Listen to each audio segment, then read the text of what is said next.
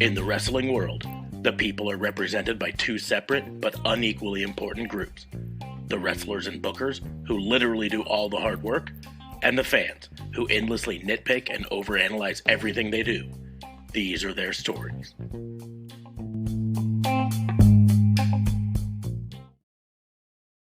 Hey!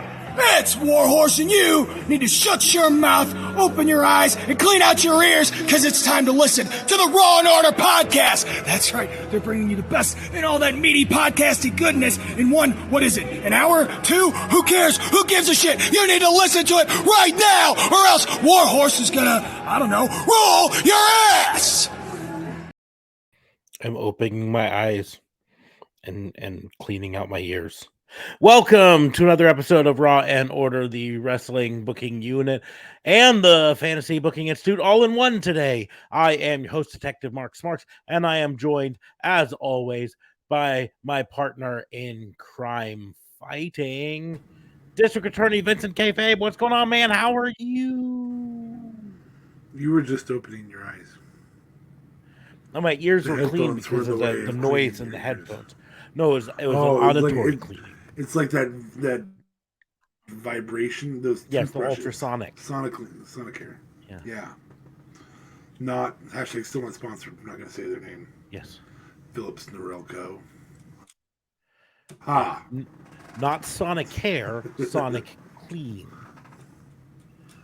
For ears. JLB might be joining us in a bit. I don't know.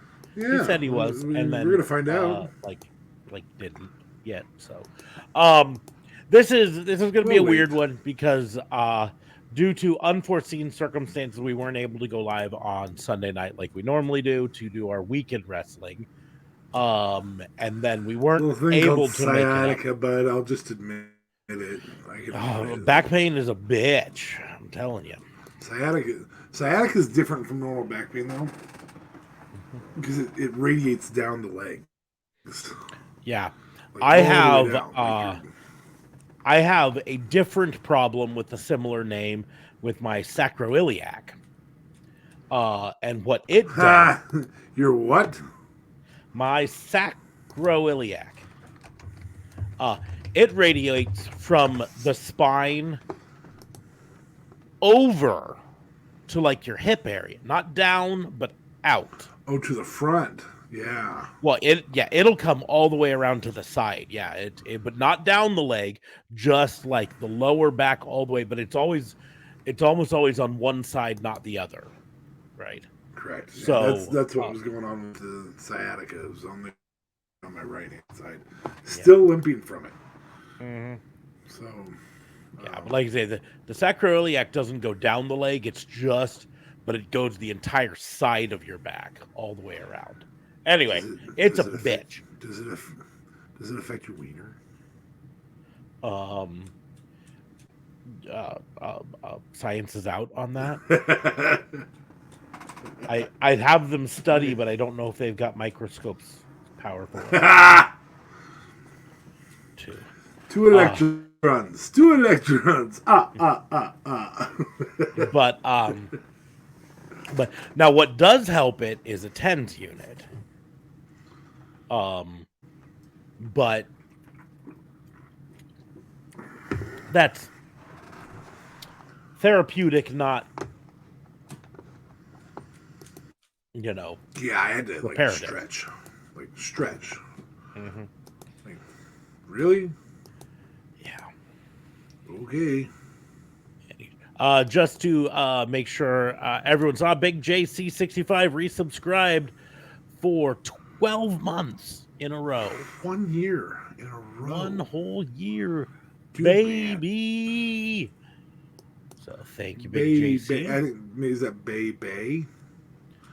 No, well, I was doing the Kofi Kingston baby. Oh yes. Ooh, gotta adjust my seat here. Sorry. Yeah. I made it mobile once we have a third person. Yeah. So let's talk about other pains in the ass. Time to go mobile. Pain in the ass. Let's talk about CM Punk. We're not gonna do the normal breakdown of the week in wrestling, like we do. Like here's what happened on Collision or whatever, because we got other things to talk about. Specifically, CM Punk's being CM Punk again.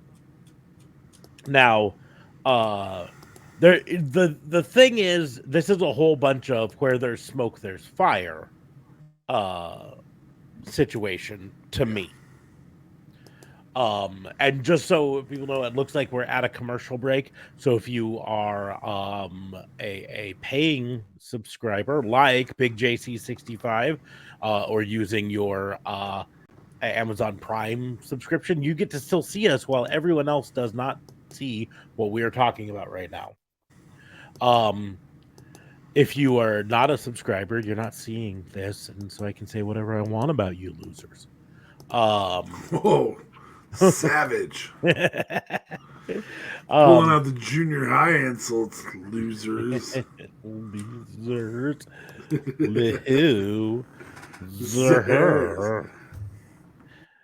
Could go back into the 80s and be like L7. Don't be L7. I gotta see. L7, you're square. Or what else? Whatever, loser. Yeah, we definitely grew up in an era where the insults weren't all that great. Yeah. Anyways, still got butthurt by him, but CM Punk is being CM Punk, and here's the deal: like, a lot of these things, there are explanations out of it that explain it away as not CM Punk being a dick, right? But here's the deal: is I feel like where there's smoke, there's fire situation.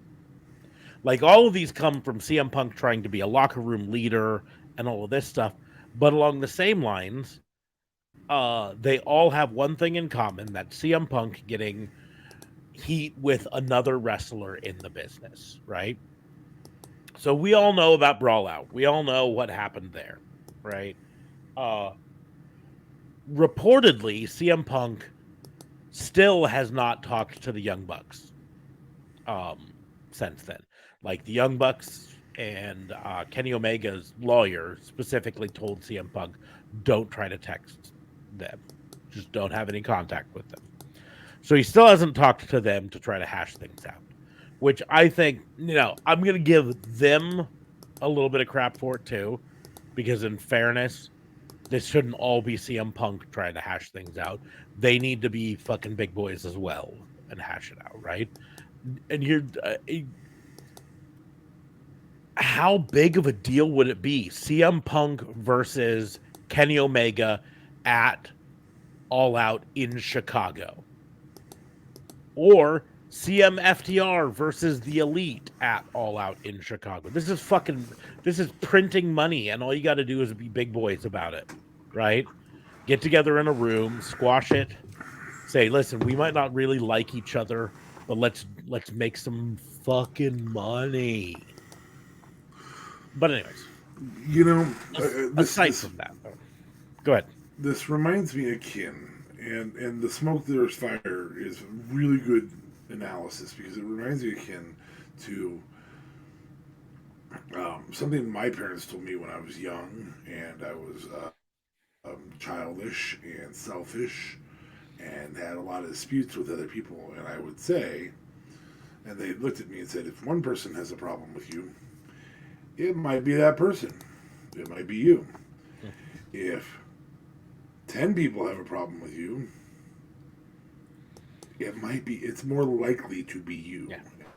I think they the don't version have a problem with anybody else, and it's just you.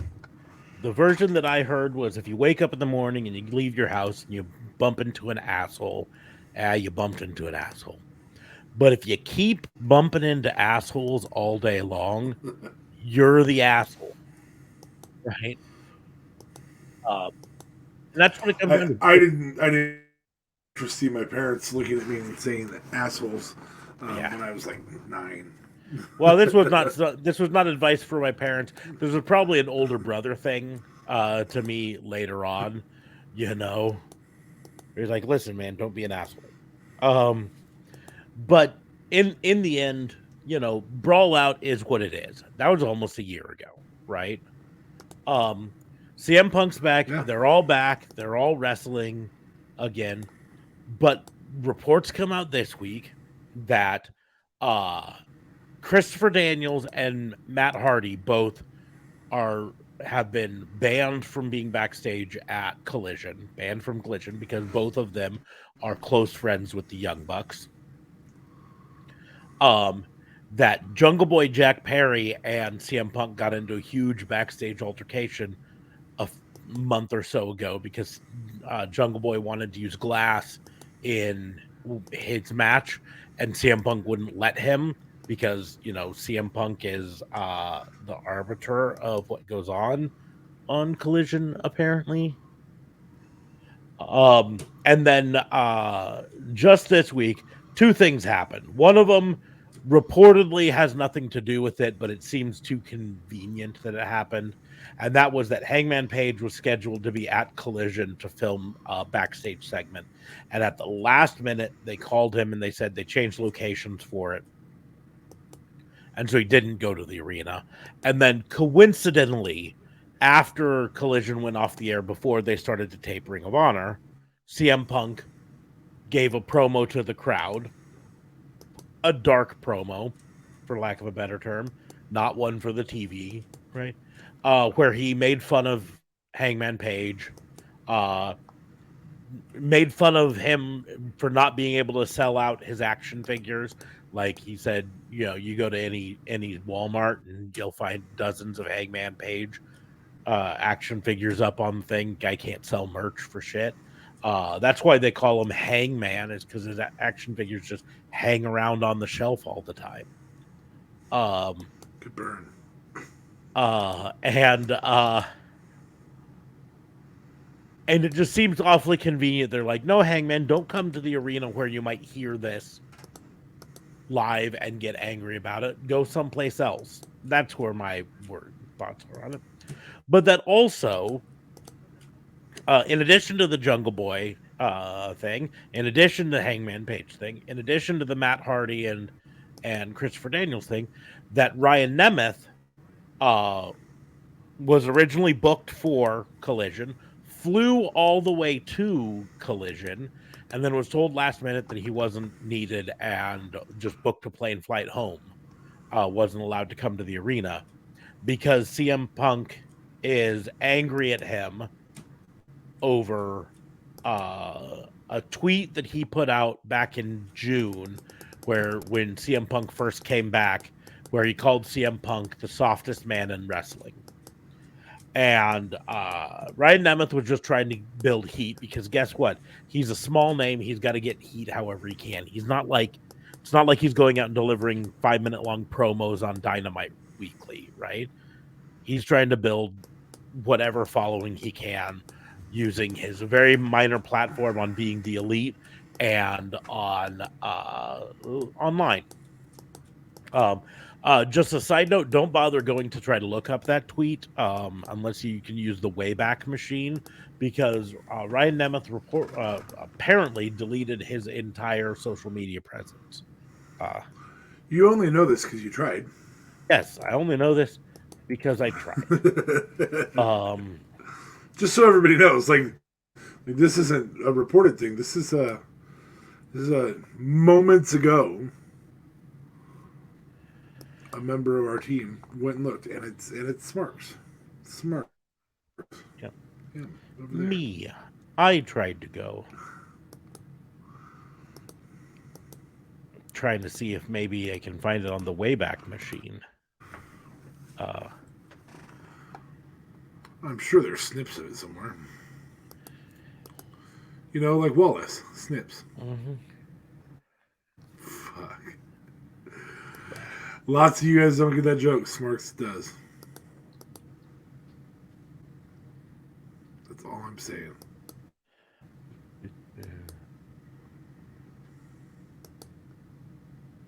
Okay, so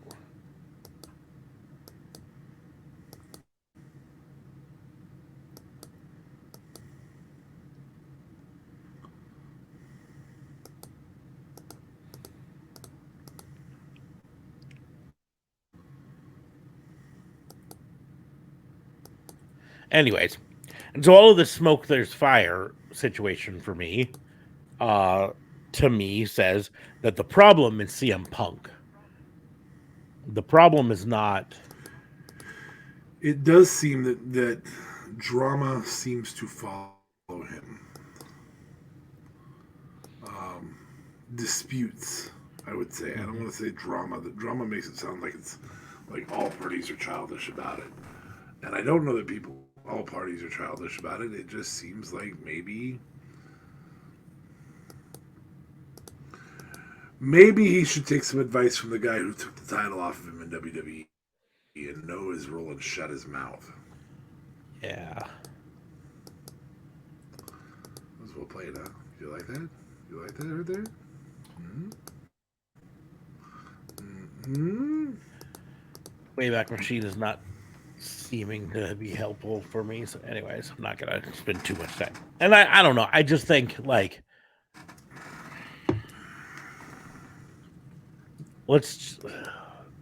I worried about it when he came back. I still stand by it. I think professional wrestling is better with CM Punk as long as CM Punk can be a big boy and get along with other people. Like CM Punk had a chance at one point, still does, to rehabilitate his image by just having the Young Bucks on Collision and having a meeting with them. Like, we don't have to talk about Brawl Out, but like have them come out, challenge them to a match, CM FTR versus, the Elite in a trios match. Just get it done with, and everyone will be happy. But no, he fucking does this shit. And it's frustrating. It is.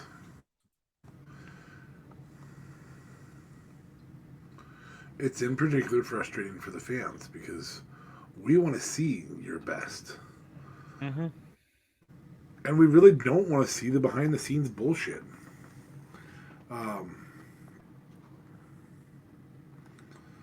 Yeah.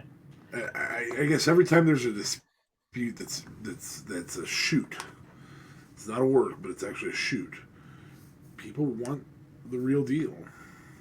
They want it resolved and over with, and they want the truth be told, I think they want the bad guy to get his comeuppance and the good guy to get his.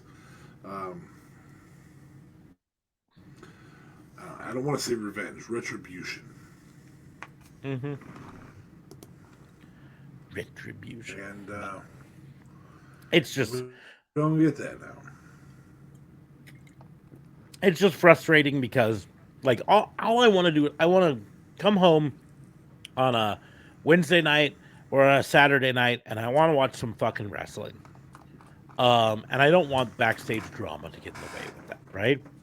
And we can fault WWE for lots of things over the years. But backstage drama affecting the in-ring product is not one of them that typically happens in WWE. And unfortunately, the few times I can remember it happening, CM Punk seems to have been connected to them. Well, you can go a little earlier. I mean, you can pull HBK and Brett. Yeah, but do you know what they did? They terminated the guy. They still did their damn job in the ring. They did their fucking jobs in the ring. That's my point. The backstage stuff didn't stop the product. True. They did their fucking jobs, and the thing is, Collision this week was really good. It's just a shame that instead of talking about Collision being good and Malachi Black and CM Punk hinting at a face-off maybe directly between the two of them, which could be a lot of fun, we're not talking about that. We're talking about CM Punk getting in Ryan Emmons' face and banning. I want to make sure to point this out. Banning Christopher Daniels, who is the vice president of talent relations, from Collision. Ooh, hey, look at that. I think JLB might be here. I totally didn't realize the link was posted. Jeez. Yeah. Well, that's it. Because then you're I like, did it "What?" like an hour ago. Yeah, no, my bad. Jesus. Did you see I the was part? watching- Did you see the part that I wrote where I had to poop? Yeah. I posted it, and then he said, I'll be there in a bit. I got to poop. I gotta poop. And then I did the shocked face. What? That's it. Yeah. It's And then religiously before the show. Yep. And then I sent a look at what might be my next T-shirt design. Oh, was that what that was the all yeah about? the bone saw is ready. Yeah. Mm-hmm. You can't say it. Well, my bad. Sure can. Get people hyped. That's it. Bonesaw is ready. No, do a better Macho Man.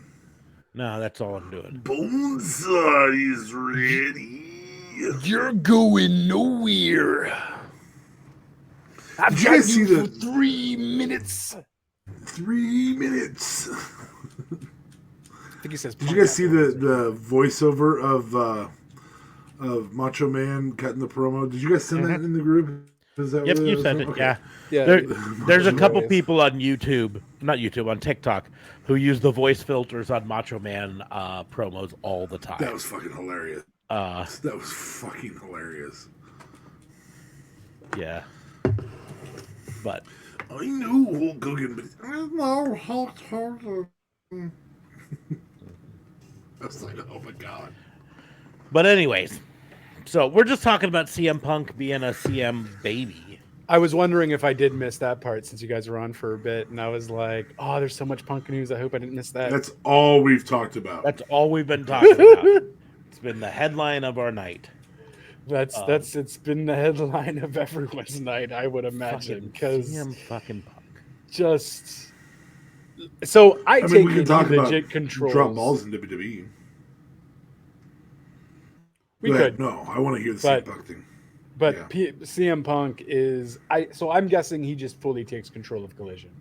Tony Khan realizes Collision's not going to do well without Punk there, and Punk is just taking the reins at doing whatever the hell he wants. So Collision is essentially Punk's show, like legitimately. From the whole Jungle Boy thing. I don't know if you guys talked about the Jungle Boy one yet. We did. We talked about Jungle Boy. We talked about Ryan Nemeth. We talked about Christopher Daniels and Matt Hardy being banned from Collision because they're friends with the Young Bucks, apparently. Oh, snap. That one I didn't hear about. Yeah, and it's important because Christopher Daniels is Vice President of Talent Relations. And Right. he's not allowed at Collision. It's amazing how much control this guy gets. I don't know why. And this might have something to do with maybe Tony Khan is just too much of a fanboy because we know how much he loves Punk and so on and so forth. Ooh. Um, Hot take calling well- out Tony. I dig. Go on. well, but it's legit though. I mean, at the end of the day, this is all Tony's doing. Yeah, You know, although so- at the end of the day, Tony's trying to make money.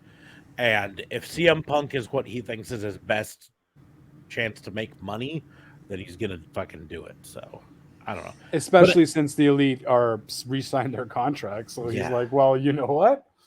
Let the good times roll then, because if we're gonna have a brawl in at All In from last year's Fallout to Brawl Out, let's freaking go. You know what I mean? Because they're both going to be in the same building or stadium, whatever have you. And well, that's what I'm maybe saying not, is- because Punk doesn't technically have a match yet. It's not confirmed with Joe that it's going to be at All In. So yeah, they haven't confirmed exactly when it's going to happen. It's just whether it's all in or all out. You know, which is a shame because I think there are so many better potential opponents for CM Punk at All In.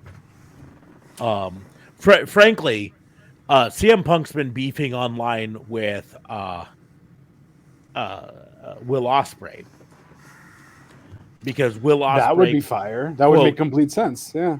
Will Ospreay desecrated the IWGP United States title by turning it into the IWGP United Kingdoms title. Oh, okay. Which, let's be honest, there's a long history in professional wrestling of people doing that. I'm Right. looking at you, Lance Storm, because you did it multiple times. Yeah, the U.S. Championship to the Canadian Championship. The hardcore title to the Saskatchewan Hardcore International title. Right. Anyways, but so I was hoping for that for All In for CM Punk versus Will Ospreay in what could be a fun match and everything.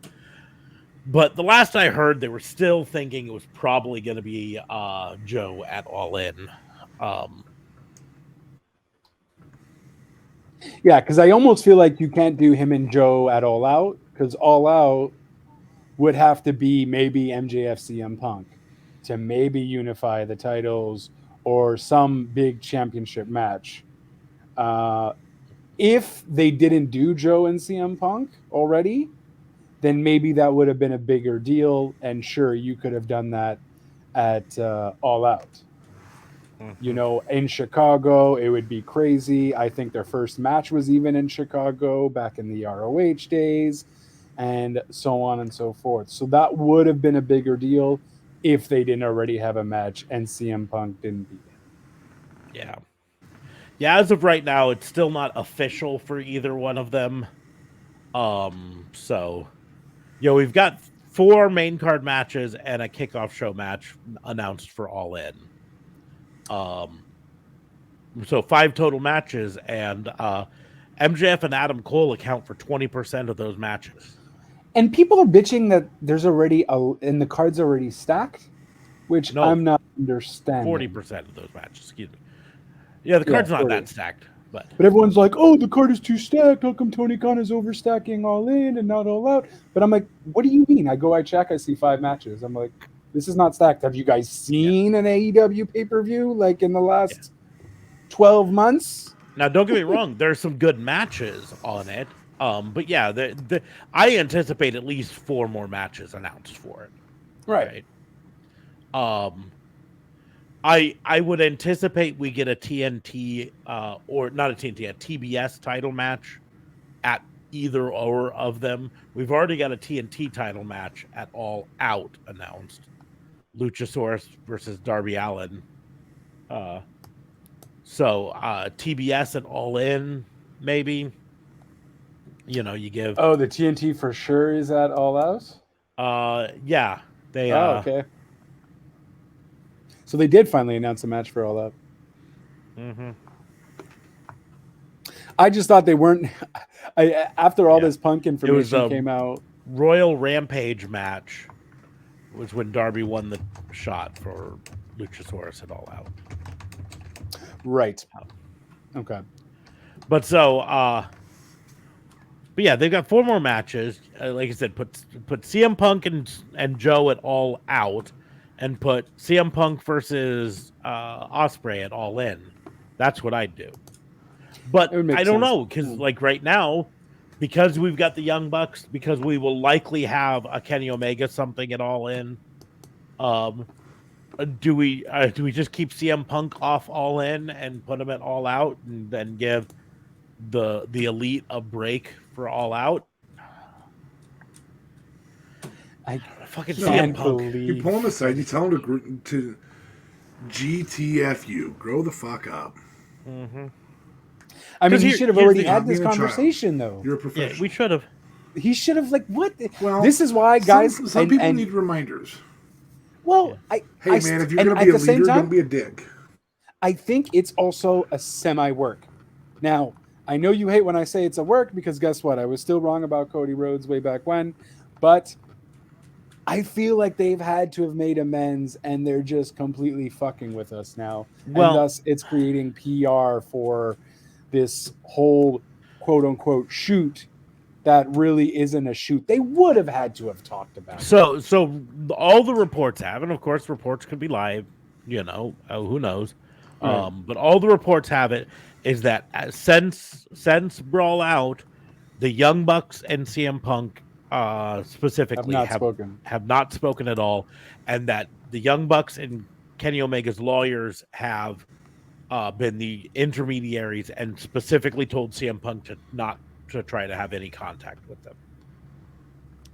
Hangman Page apparently is outside of that because reportedly CM Punk did send him a text message after the off-air promo this weekend, and said, "Hey man, sorry about that. I didn't mean to make things tough. I was just trying to get heat with the crowd, because the crowd were I mean, it was in fucking Greensboro, North Carolina, which is heavy Hangman Page country. I mean, that's like where he's from, that area.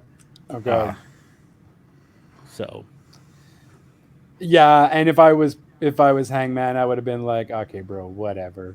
You know what I mean? Because then you have the rumors of Hangman not being at Collision, or them telling the Hangman to be at. He was supposed to do a taping for Dynamite or something, but then he arrived at Collision to do the taping. But then they're like, no, we got to move this outside of the venue, yada, yada, yada. Mm-hmm. So come on. There's still something there if all this is like legitimately true. And then Punk messages him afterwards, after he does that shot when he knows Hangman isn't in the building. Oh, man. So like I said, all the reports are saying, and I'm with you in the where there's smoke, there's fire in this thing. I get it. But all the reports afterwards say that Hangman being removed from the building had nothing to do with the Punk situation. It was that they decided to film the spot elsewhere, not at the arena, but at a different location. I do think it's awfully coincidental, so I'm not sure I buy it, but that's what all the reports are saying. All the reports also say that like CM Punk and Hangman legitimately texted back and forth, and that everything's cool, like that, no hard feelings on it right now. But just with that, the Jungle Boy, the Ryan Nemeth, the Christopher Daniels, the Matt Hardy, like I was looking here, and one of the things, the context is that it's because Christopher Daniels was present for the Brawl Out incident, like in the room, he was reportedly one of the ones trying to hold them all apart. He feels that since Ace Steel can't be backstage, that Christopher Daniels shouldn't be allowed backstage either.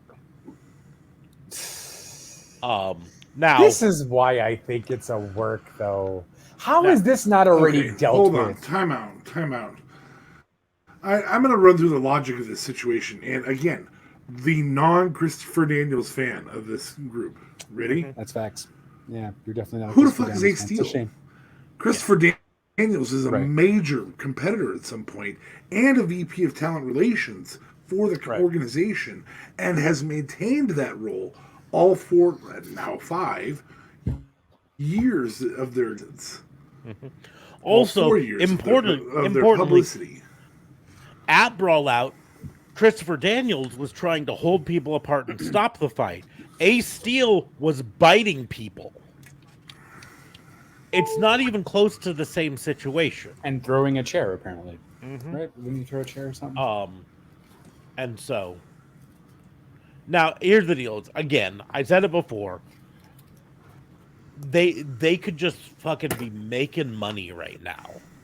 And the fact that the promo was off air, the fact that so much of this is not being referenced on air, to me tells me that this is not a work, because if it was a work, they'd want the air quotes casual fans to see what's going on.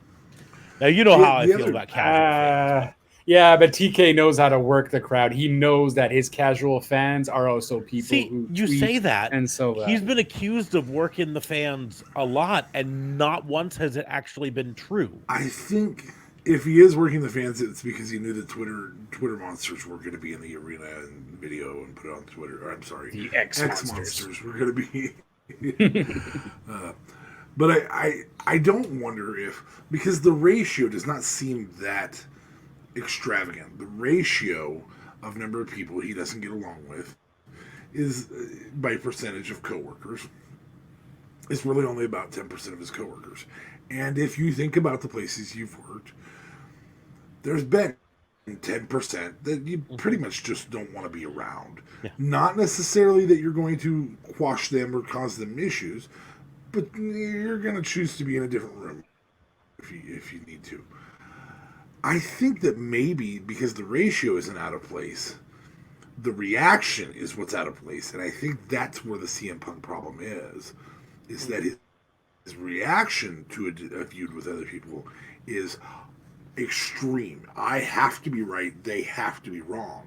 There can't be all right, well, we're going to come together and we're going to do business because at the end of the day, Tony Khan's right. I really feel like the reaction is the place that's the thing that's wrong, not the percentage of people he has issues with. That's the deal. And again, he just needs to be a fucking man and nut up and quash this and make some fucking money. Because again, none of this stuff is needed for a CM Punk versus the Elite match to make a lot of fucking money. Here's the deal. But adding more onto it. Opportunity. No. It's overseas. All In is a huge opportunity. It's overseas. It celebrates the 5-year anniversary of the Cody Rhodes pay-per-view that spurned the concept of AEW. Like, this is an opportunity for you to fill Cody's shoes while Cody won't be there. Yeah. For you to and that's lead my point is this team. All of this extra stuff, this what JLB would say is working the fans, is extraneous because there does not need to be any more storyline behind the Elite versus CM Punk, right? To sell that. It was built a year ago. It was built a year ago. That was it. And they don't need to. All they have to do is announce the match and it fucking sells out. You announce CM Punk versus anyone at All Out and it sells out. But you announce CM Punk versus the Elite at All Out, in any way, shape, or form, any combination, CMFTR versus the Elite, CM Punk versus Kenny Omega, CM Punk and Ace Steel versus the Young Bucks. You've announced any one of those things there, and instantly, without this drama this week, instantly, that's like 15,000 more pay-per-view buys. But instantly, what's the point? Because All In already broke the attendance. That's why I'm talking about All Out. That's why I'm talking about All Out. Because All Out's in Chicago. Which is already going to sell. That's what I'm talking about. Pay-per-view buys, man. Okay. You got to listen to me, man. Pay-per-view buys are the thing because they still don't have streaming. Cash is king and pay-per-view buys are cash. Would this have anything to do with maybe they don't want to put a lot of stuff on air because it might cause a whole issue with, I don't know, Warner Brothers or anything like that? Like Discovery kind of being like, hey, I don't know, like, but then again, they would get the ratings, so I don't think they'd give a shit. Yeah. In the end, they don't have to even reference everything. All they have to do is CM Punk and the Elite finally squash their beef in the ring. In 4 sides of steel. I almost said 6 sides of steel, but that's Impact Wrestling, and not even current Impact Wrestling. It's old. No, that's it. But that's the deal. Make it an Inferno match and make it 4 sides of fire. Yeah, fire. That's better. The alliteration works better there. But that's the deal. Again, they don't need. That's why I don't think this is a work. Is because none of this stuff helps sell the match, right? The Ryan Nemeth shit doesn't help. Ryan Nemeth isn't related to the Elite in any way, shape, or form. He appears on Being the Elite, but mostly as a bit player whose whole character is, hey, can I be on your show because I'm never on TV? Right? So that's not it. There's nothing about the Ryan Nemeth part of it that raises the Elite storyline, right? The Matt Hardy part of it, there's nothing about that really raises it. I mean, yeah, Matt Hardy The Hardy Boys and the Young Bucks are friends from their time in tag team wrestling and everything, but and that's not that big of a deal, and so it's not doing anything. The Christopher Daniels thing doesn't raise the storyline in any way, shape, or form, because no one gives a fuck about Ace Steel except for CM Punk. Right. If this were part of a storyline, I'd expect Colt Cabana to be brought into the storyline. Yeah. And more specifically, I'd expect the Elite to be part of the storyline. Aside from this Hangman Page offhanded stuff and then the apology, there have been no the Elite in this story, right? They're not involved. And therefore, like, they wouldn't be telling a story to work the crowd without mentioning the Elite in it. The Bucks are facing who? The Bucks are facing at All In FTR. Okay, yeah. Right. Yeah. So. Oh, man. Part of me wants CM Punk to get involved. And that's part of my thing. So the reports were that CM Punk delivered that promo because he's preparing for a heel turn, and he knew he was in Hangman Page country, and that was the way to get cheap heat. Just like saying your local sports team sucks, right? The Habs suck. I mean, they do. Yeah, no, you're supposed to go boo. I'd be like, yeah, you're so right. do the Expos. You're right. Yeah, so do the Expos. Are the Alouettes still a team? Alouettes are still a team, yes. The Alouettes suck. I don't watch CFL, so by all means, I'm a horrible Montrealer. Mine was funnier because they don't exist. Yeah, yours was funnier, but I couldn't think of another team. They were the team to beat. I can't remember what baseball game it was, but there was a baseball game where they were like the team to beat. And I was like, I got to be honest, I always liked the Expos logo. Yeah, we still use that Expos logo. There's still jackets, shirts being made. Yeah, it's a badass logo. I have to admit. It's a badass logo. Yeah. Anyways. Sorry. To move on from the CM Punk thing, because I don't want that to just dominate. Hold on. So based off my reaction though of, oh my God, I want CM Punk to like go into the to the FTR versus Bucks match. You know what I mean? That could potentially be what Tony is also looking for in terms of pay-per-view buys. Now, the casual fan who maybe might not have bought All In, are going to be all like, oh my God, there's more drama coming out. They still hate each other. I'm going to go buy All In and then see what happens there. And then if nothing happens, I'm going to buy All Out because it's a week later. And then I bet there's going to be more drama within that week. If they were trying to create the drama, then it wouldn't have been, the storyline wouldn't have been, he said some mean stuff about Hangman Page and then apologized for it. That wouldn't be the storyline that they're telling. The storyline they would tell would be him saying, fuck you, the Young Bucks have no shot against my boys FTR because they're just a bunch of soft knuckleheads from California. Right? Bunch of spot monkeys. Yeah. But the thing is, CM Punk didn't mention the Young Bucks. Not once. Right? Right. The Young Bucks haven't been connected to this storyline all week. The closest they've been is Matt Hardy is friends with the Young Bucks, so that's why he's not wanted backstage. Right. You just had the Bucks Hardys match, I think, on Dynamite, if I'm not mistaken. Yeah. That's it. That's like literally. Well, when you think about it, Punk's had his career elevated by a Hardy, not Matt, but his career has been significantly elevated by that feud he had with Jeff. Mm-hmm. Yeah, but that's especially his heel work. In the end, that's why I'm fairly certain it's not a work, is because none of the storyline revolves around the Elite. None of it was him calling fucking Kenny Omega Twinkle Toes, Tippy Toes guy, right? That's a Jim Cornette shit. He didn't go after Kenny Omega. He didn't go after the Young Bucks.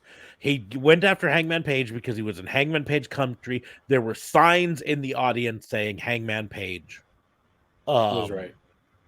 And so he went after the Hangman Page because it would get him heat. And that's why I'm like, this isn't a storyline right now. They could turn it into a storyline later, maybe. Yeah, that one can turn into a storyline, but the others don't make sense to even make into a storyline. No, Ryan Nemeth versus CM Punk for the AEW Championship with an X on it. that's my point. Like, what does this beef with Ryan Nemeth bring to the Elite versus CM Punk storyline? It brings nothing. So if this was story, it brings the news, the dirt sheets talking about AEW and All In all over every time a CM Punk Okay, but if you storyline want is that, mentioned. don't you use the two best promo guys in the game who both hold titles right now? And they're the best promo guys in the game, not just in AEW, in all of professional wrestling. Yeah. MJF and CM Punk right now are the two best promo guys. Right. Arguably, because I know Smarks is thinking of other people. But at the end of the day, why wouldn't you use that feud that's building towards the unifying those titles where they're supposed to be unified? Mm-hmm. If that happens, obviously part of a story. That might not necessarily happen too. Right? So it's going to happen eventually. There's going to be a unification eventually, right? It's more money than the Elite versus CM Punk. Yeah, just and the fucking promos. Yeah. Also, here's the deal, right? So if this was storyline, if the whole thing was, let's get the dirt sheets talking, don't you think the dirt sheets would talk more if he said the Elite? Don't you think the dirt sheets would talk more if he targeted people who were friendly to the Elite? Like publicly friendly to the Elite. If he went after Brandon Cutler, who's specifically their boy. If he went after Michael Naka not gonna work here anymore. Nakazawa. If he went after if he said, they went out and they brought in that Japanese wrestler, what's his name? Kota he's not gonna last long around here anymore. Those are all things he could have gone after the Elite, but he didn't, right? Hell, also, if he went after what the fuck is his name? The guy who betrayed Kenny Omega. At least that's a guy who's been in a storyline. Yeah, Callis. At least that's somebody who's been in a storyline with the Elite recently. Mm-hmm. Yeah, he didn't mention anything like that. He also did it off air. If it was storyline, they would have had him do it on air, right? But here's the biggest hole in your theory. You act like the dirt sheets don't talk about All Elite Wrestling nonstop anyways. There's two major promotions in this country, right? Two. If you talk about Ring of Honor, they're a distant third. Impact, a distant third. I mean, not according to Billy Corgan, because he thinks, Well, NWA of course, Billy Corgan. He's as carny as Jim Cornette. Distant. Today is the greatest wrestling promotion ever.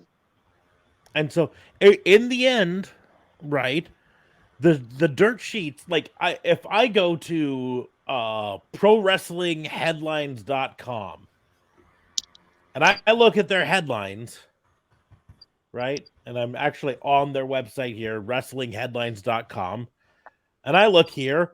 Oh yeah, look, all of this shit is WWE, AEW, WWE, AEW, WWE, AEW, All Out, All In, all AEW Collision results. All this, they're fucking all over the dirt sheets already. Not even the CM Punk stuff, just fucking AEW. Because guess what? It's 2 weeks until All In and 3 weeks until All Out. And there's a lot of shit to talk about, right? Right. So they didn't need to do this to get the dirt sheets talking more. And if they did want the dirt sheets talking more, they would have involved the Elite in it more. It wouldn't, and there wouldn't even be the storyline of CM Punk called Hangman afterwards to say he's sorry, right? If they were working the boys, there would not be the apology storyline. It makes no sense storyline-wise. It makes no sense for building to a match, right? The worst part about it is this is burying good storylines amongst the show. We've got Adam Cole Bebe versus MJF coming up. Yes. We've got who is the last time MJF didn't win. He didn't lose, but he didn't win. So we have other than tag teams, we have FTR versus Young Bucks. Probably one of the best rivalries, at least in recent memory, barring the Usos and New Day. Like highest quality rivalries in tag team at all. We've got Will Ospreay and anybody they fucking put in Will Ospreay against. We've got all this stuff. We've got Christian Cage probably doing his best work as a heel we've seen in years, like since Impact. Yeah, I fucking hate him right now. And it's all being overshadowed by CM Punk being a bitch. Mm-hmm.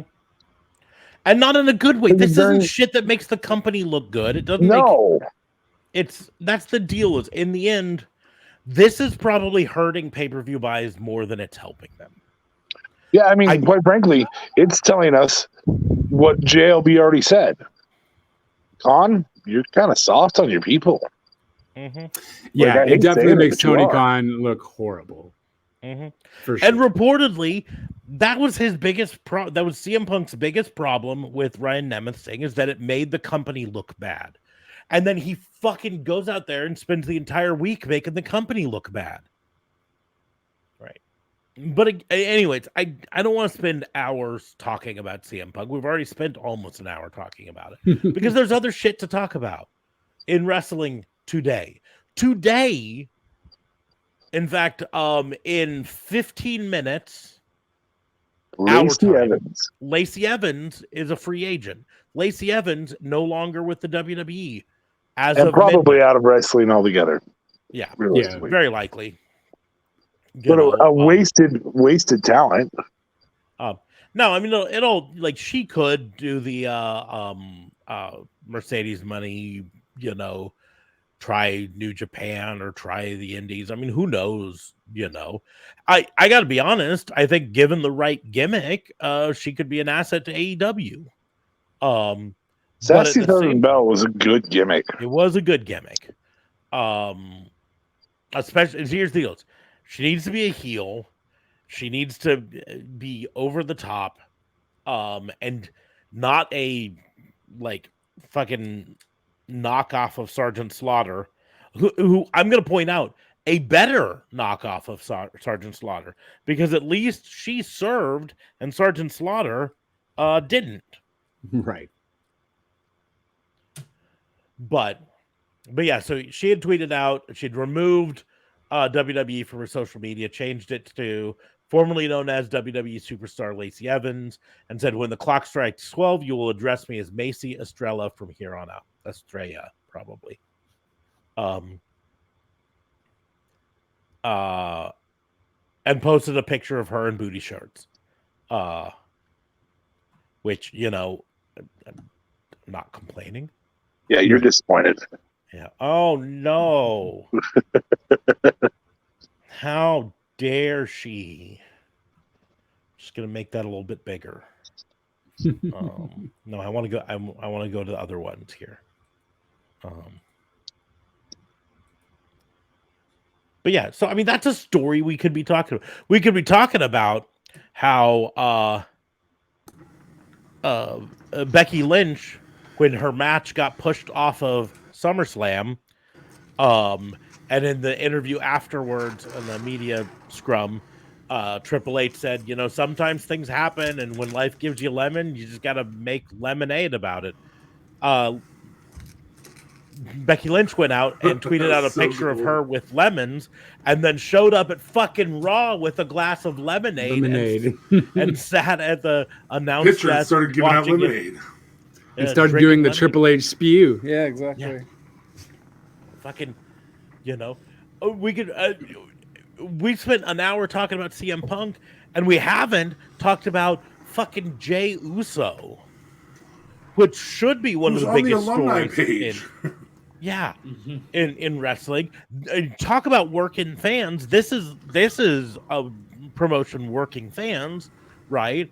They move him to the alumni page. They say he's out of WWE. They do all of this stuff. They leak to the reports that his contract is up at the end of the month. Conveniently just in time for All In, or maybe All Out. I don't know. Right. Yeah. Which one? I think they said All In at Wembley Stadium. It was like 2 days before, and then he'll be free. Yeah, But that obviously wasn't WWE's doing. I'm 100% certain those leaks are WWE's doing.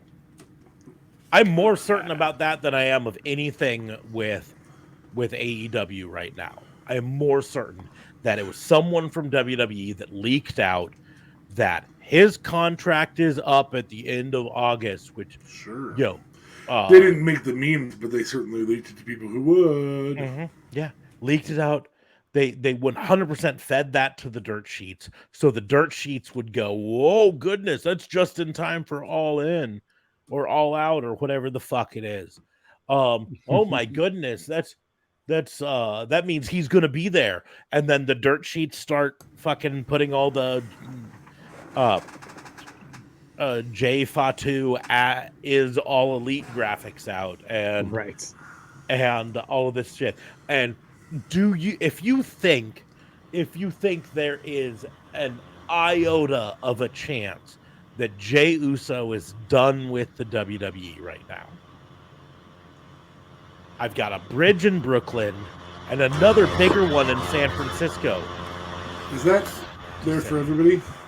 Yes. Okay. Let's see if is it on my end? Well, I'm gonna mute my mic just to see if it's on my end. No. Okay. JLB, you got a fan right behind you, bud? I muted him and it went away, so. That might be my laptop, maybe. Jesus, Maybe. hold on. It's gone now, but it was loud for a bit. Okay. Anyways. No fan. But so I muted you and it went away, so it's something on your end. But that's the deal. There is no chance. That's what you got. Sorry, couldn't not finish it. Yeah, for sure. No chance that Jey Uso is out of the WWE. I will say that again. You can gif it if you want. There is no chance that Jey Uso is out of the WWE.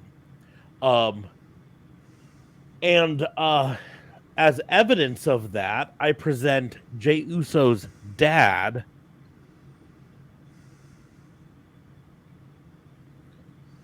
Rikishi, who spoiled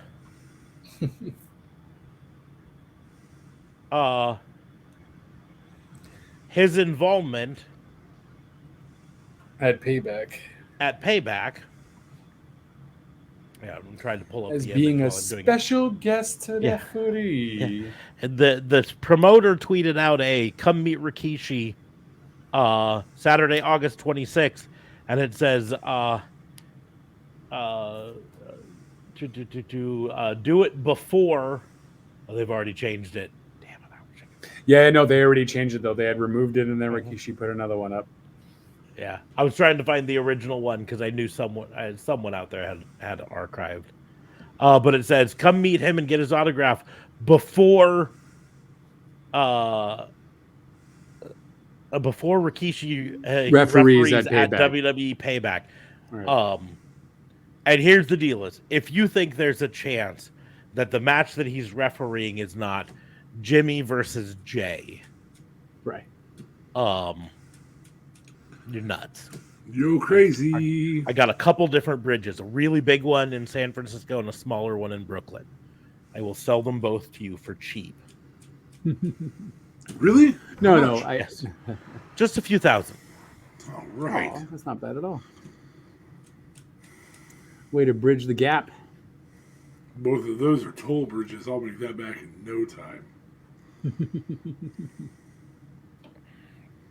That's why it's such a good deal, man. No, and I don't think anyone thinks I'll that put my Jay Venmo is leaving. in the chat. Yeah, there's no chance. but they're playing it up like 100%. WWE is like, we'll say he's out. We'll leak to the press that his contract is up and he hasn't re-signed. We'll move him to the alumni section on our website. We'll even fucking mention it on Raw. Right? Yeah. It's 100% storyline. But do you know what? I don't even fucking care. I like it. It's I can tell that they're grasping at straws for the Bloodline storyline, and this is their way of trying to extend it. It's fine, right? Do I want to see Jimmy versus Jay? Yeah, sure. Yeah. Period. You know. Do I agree with Paul Heyman when he says it's the Bloodline story is just in the third inning? No, man, it's in, at best, it's in top of the ninth, man. I think we're pulling in the bottom of the ninth, but if you want to say top of the ninth and try to stretch it out till WrestleMania, good fucking luck. Yeah, I think that's what's happening though, but he's not losing it until Mania. But him losing it does not necessarily mean the Bloodline storyline. I want to be clear on that. The Bloodline storyline can end and he can still be champion. They're not tied together. No, fair. So.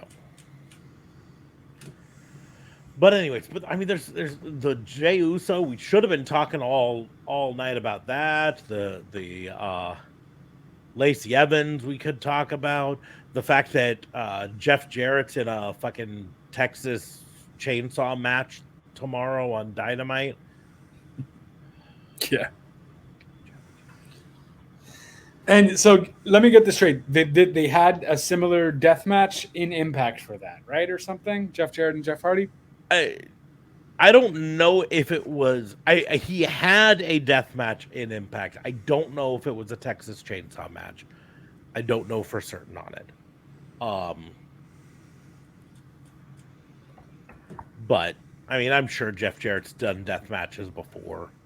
You know, I don't want to see any. But then of them why against Jeff Hardy then? because Like I clearly didn't see the promo. I don't even know if there was a promo necessarily. But I was like, what's the relation here? Why are they facing each other? So I remember reading something with Jeff Jarrett doing something in TNA way back when. that So was just him saying I've been in this type of match before. It's all, you know, he says I've done death match before. You know. We should be talking about adult film star Alexis Fox training with Jay Lethal. Right. We should. I mean, we can. There's even video. I mean, what? It'd be considerably different if she was training with, say, Xavier Woods. Oh, Jesus. Poor guy. Mhm. Can never get a... That's it. I think Xavier's going to come out with a chair and beat the shit out of you. I don't know if it. Or- I don't know if or- I'd say or- considerable difference. Xavier has some videos that prove that his training's a little bit different. I'm just saying we don't know on Jay Lethal, and they have similar body builds. Oh, Jesus. The training could be. Jeez. It's the exact training as he did with Ric Flair. Woo! I think what Xavier was, or what Jay Lethal learned from Ric Flair. Oh, Jesus. We could be talking about how Charlotte Flair and Andrade have removed each other from their social medias, and she might be a free woman again. Yeah, that's been a few weeks now. And still not following each other. No mention anywhere.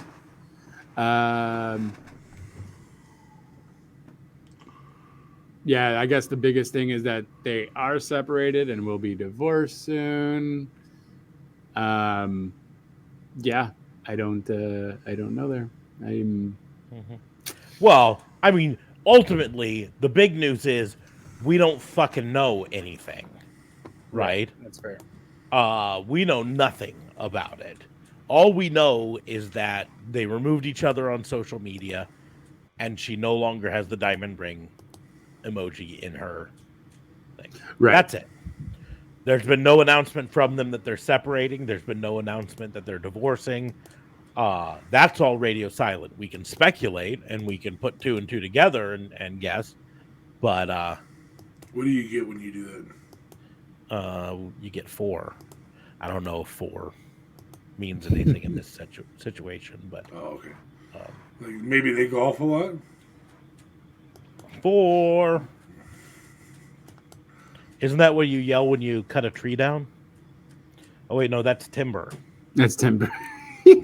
No, that's It's when you go timber. golfing. I think what you're looking for is the number you speak about when you talk about horse riding. No, that's the 4 horsemen.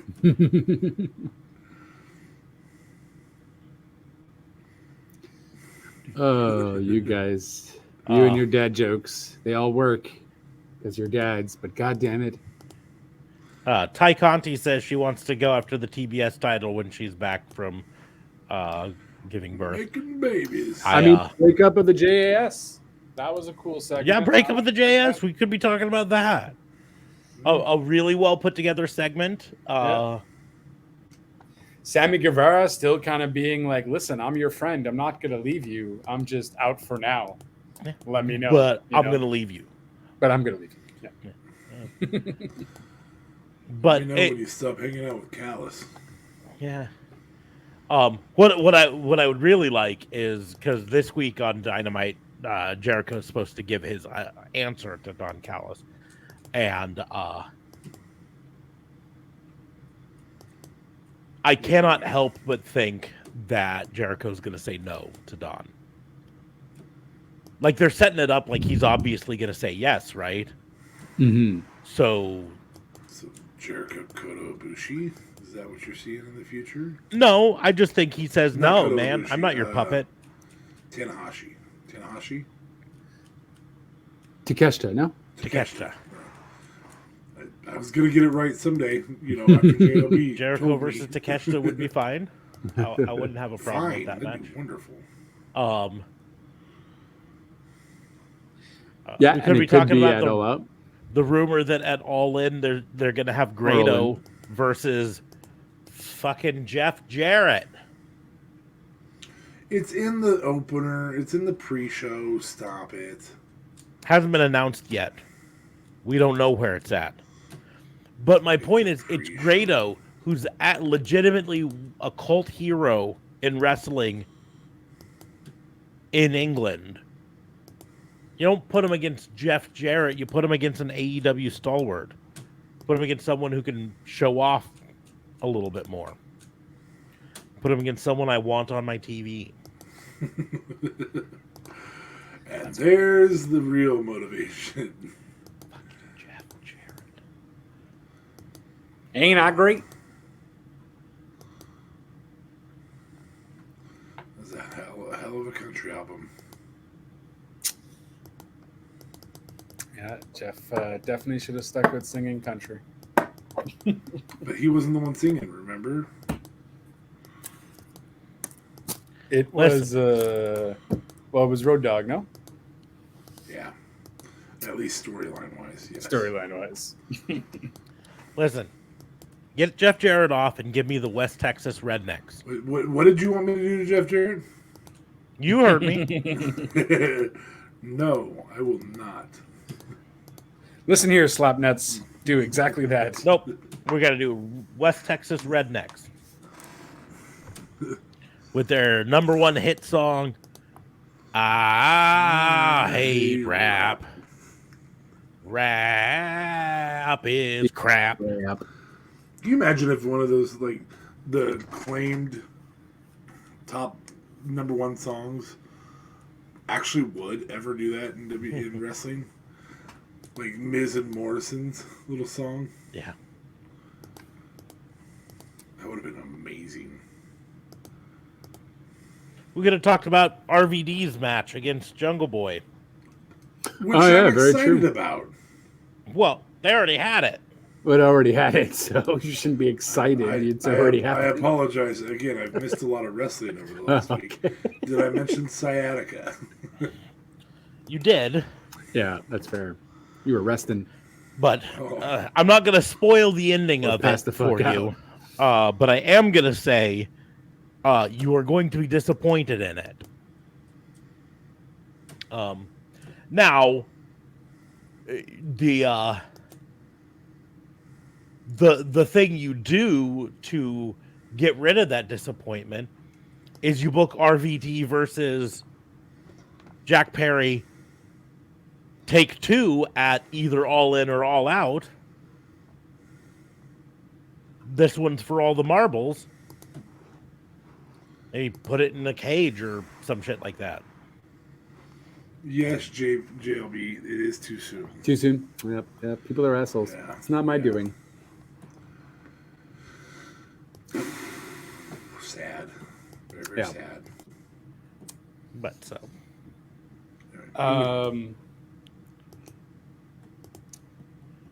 Yeah, do you think are we gonna is RVD officially like all elite though?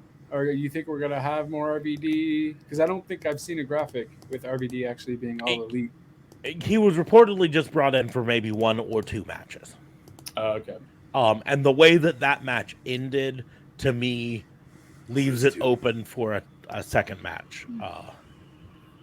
A rubber match to really get a clear winner. Right. Yeah.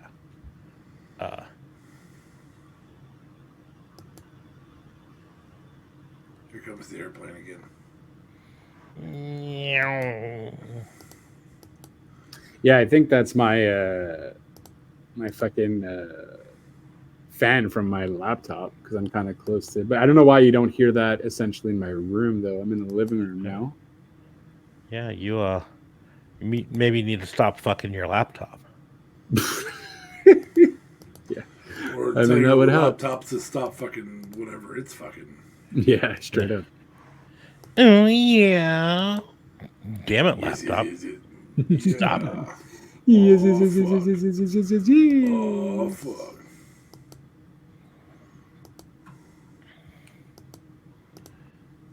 Maybe close some apps. See if that'll do anything. Damn it. Now I have that fucking song stuck in my head. Hey, rap. Rap is crap.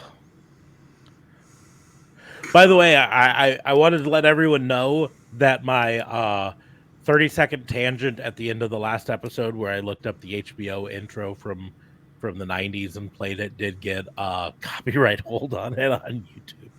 Oh, did it? Yeah. That's fun. I just edited it out, but it's fine. That's fair. What's really funny is the copyright restriction was not for the home box office, but for the, and I'm not kidding with you, hood box office. What? What? Yeah. I don't know how that happened, but you know.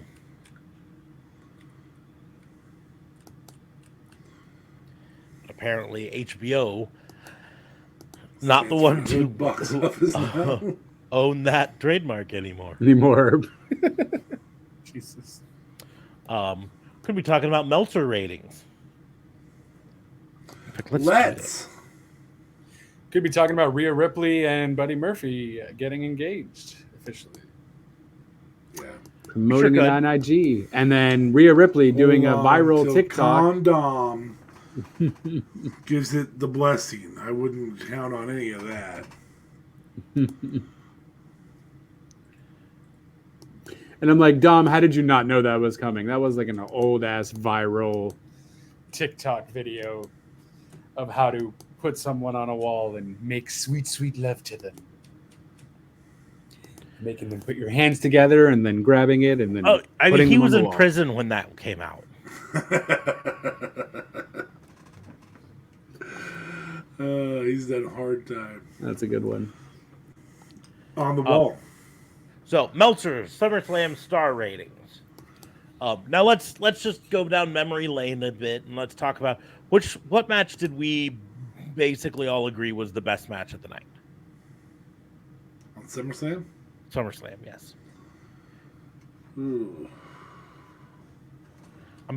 I'm pretty sure most of us said Rollins versus Finn Balor. Yeah, I think it was. Well, I think it was up there. Mm-hmm. I think I gave it to Riddle and Gunther, but You mean Drew and Gunther? Drew and Gunther. Thank you. Yeah. Sorry. Drew and Gunther got That's 4 how long stars. ago it's been now. Drew and Gunther got 4 stars. Seth Rollins and Finn Balor got 4.5 stars, which was the match of the night. Although Cody Rhodes versus Brock Lesnar also got 4.5 stars. Logan Paul versus Ricochet got 4.25 stars.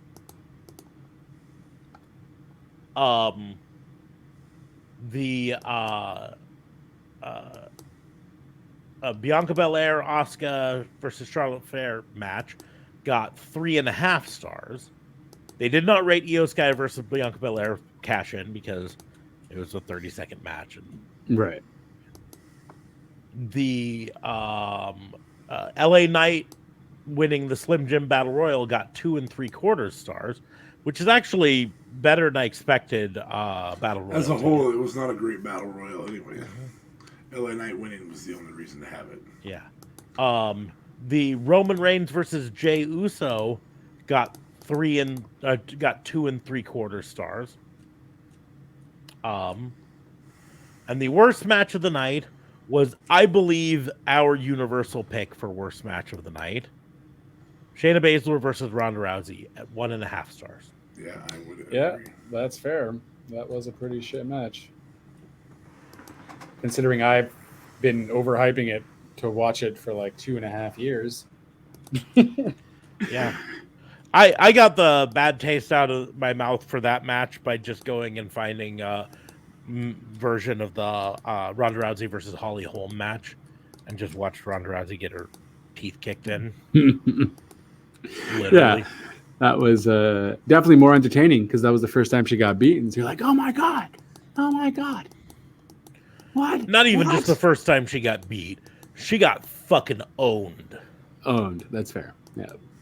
Like, her face And was like red halfway through round 1.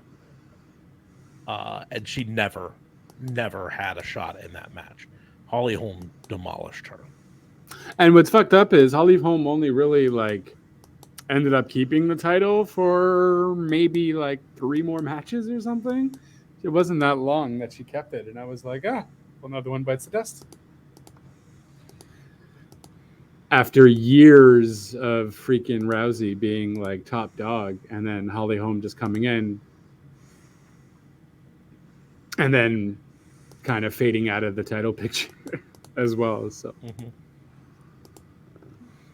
Well, she lost to Misha Tate. Right. And here's the deal. Holly Holm was a striker. Ronda Rousey is a grappler. And Holly Holm was able to keep it upright and keep it in striking. And that's how she won. Misha Tate is also a grappler, and Misha Tate beat her with a real rear naked choke, which is Holly Holm's apparent weakness. Yeah, that's the beauty of MMA.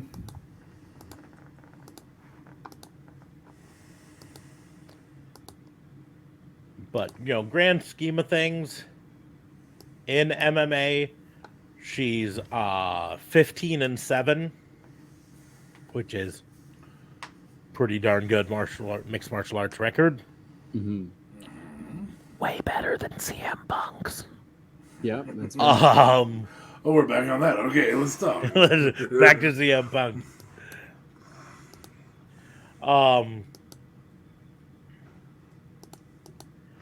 And so it was fun to just watch Holly Holm kick Ronda Rousey's teeth in.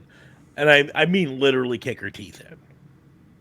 Yeah, if I remember right, it was a spinning back kick that just freaking thunk and out. Yeah. And then, of course, the pounce and a couple quick punches to the face because, you don't let up until the ref stops you. Correct. But anyways.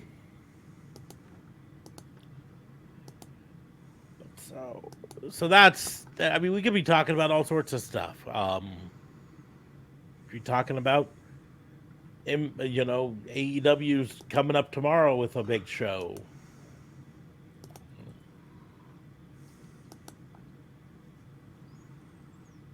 Let's see what is on the Dynamite preview for tomorrow. Should be August 16th Dynamite preview. Oh yeah, it's true because it's the Fight for the Fallen episode where also all the proceeds will go towards the Maui fires. Maui fires. So.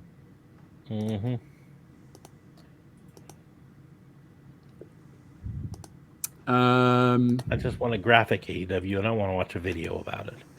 Yeah, so you got the Guns versus Orange the Cassidy Bucks. versus Wheeler Yuta, Bucks versus the Guns, the Bang Bang Club.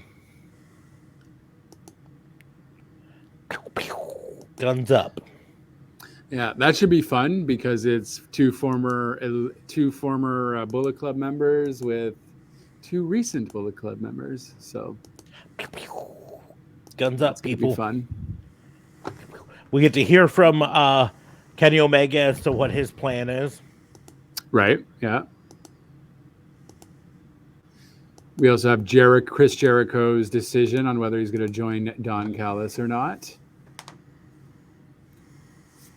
You also do have the Bunny versus Dr. Britt Baker, so that should be fun. Mm-hmm. I haven't seen Winner the Bunny goes in a hot on to minute. All In to the Fatal 4-Way.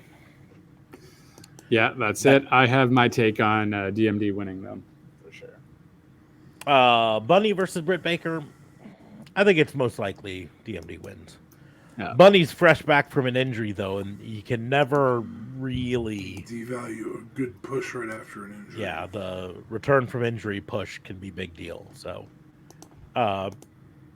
Darby Allin and Nick Wayne versus the Gates of Agony. Should be fun. 2/3 of the Ring of Honor Trios Championship. We're going to hear from MJF and Adam Cole again. Maybe there will be another promo battle. You're so pasty, white, and skinny. If this were the 80s, Hulk Hogan would have snorted you. Actually, he just said Hogan. Yeah, Hogan. He didn't say Hogan. You don't want to get yourself in trouble. And maybe we get another segment, not at a trampoline this time, but maybe at a Chuck E. Cheese or something. You know? It'll definitely have MJF destroying someone, I'm sure. For sure. For sure. That was a great segment. I would like to see them give the Bunny a win.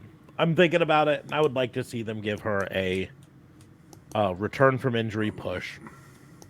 Yeah, because who do you got there? You got Storm, Saraya, and Hikaru Shida. It's the weirdest fucking tournament ever, because I thought they'd originally announced that the winner of it, the winner of each match goes to a Fatal 4-Way, and the winner of the Fatal 4-Way gets a shot at the AEW Women's Championship. But the AEW Women's Champion is in it. Right. So is it going to be just for the AEW Women's Champion? CYA. No, she can cover her ass. Yeah. Maybe. Oh, and of course there's the Texas Chainsaw Massacre death match with Jeff Jarrett and Jeff Hardy. If I don't see Jeff Jarrett's blood.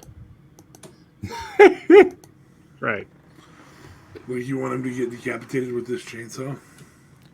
Maybe not decapitated, but lose a toe or two. A limb? Mm-hmm. His guitar hand. No more El Kabongs. Yeah, no more. And this is to promote the game or the movie? The game, right? Texas Chainsaw Massacre.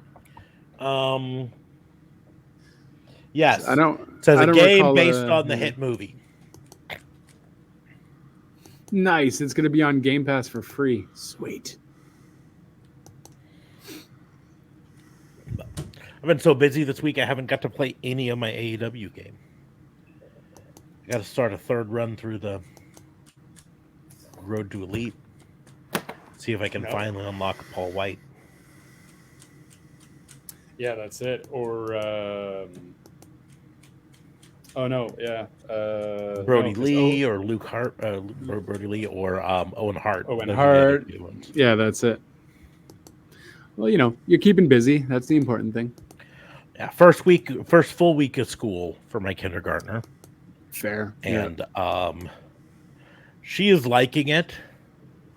And the upside, the thing that's the benefit for us, she is so tired when she comes home. She is so tired. She's fallen asleep on the couch at like 7 o'clock. Oh, wow. Does she end up getting up in the morning? Like, yeah, randomly gets up at like, no, not early, 12 or 1 or something. No, we still have to get her up at the normal time, but she wakes up a lot better because she went to bed a lot earlier. Nice. She doesn't fight us as much in the morning.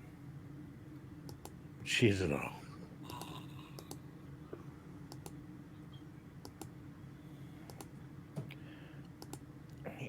Anyways.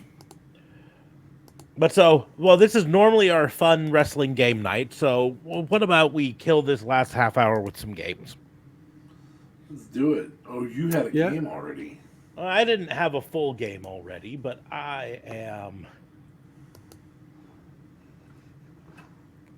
am thinking. Let's see if this can be a game.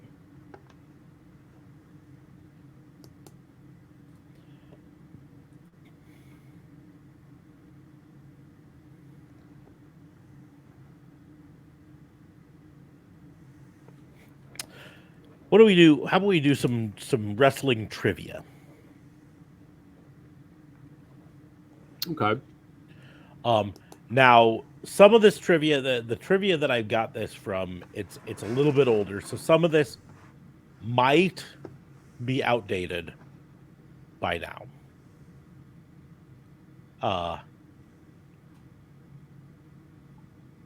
But we'll see.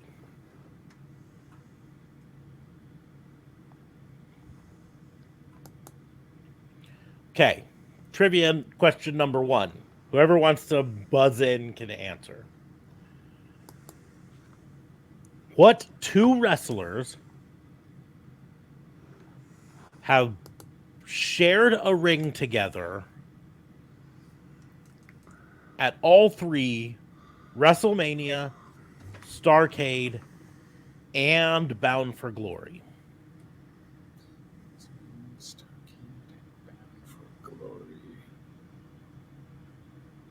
Buzz. Flair and Hogan. No. Okay, shared a ring as in they were tag teams, or just shared a ring as in they went against each other, or well, they could have been any form of sharing the ring. Sharing the ring in any way. Just sharing the ring. Being in the same ring at the same time. Not necessarily in a match. Buzz. Okay. Sting and Flair? No. No. No mania there, bud. The answer is, oddly enough, a combination of your 2 answers. Hogan and Sting. Ah. Hogan I knew it was definitely Sting. At a WrestleMania? When DX and NWO all came out to rescue Sting. DX came out to attack Sting to help and Triple Hogan, H, yeah. and Hogan and the NWO came out to rescue him. Oh, snap.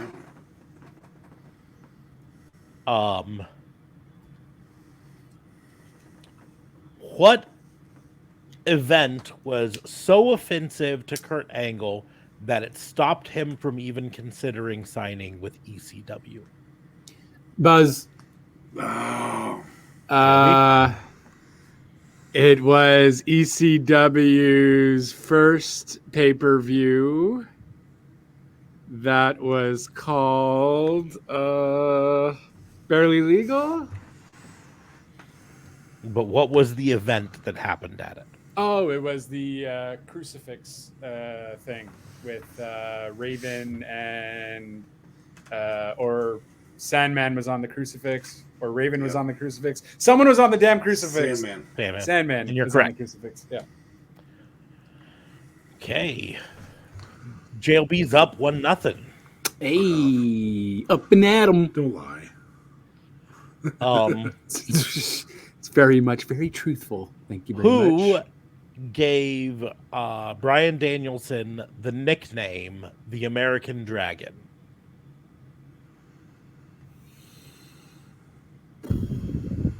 I'll go Buzz.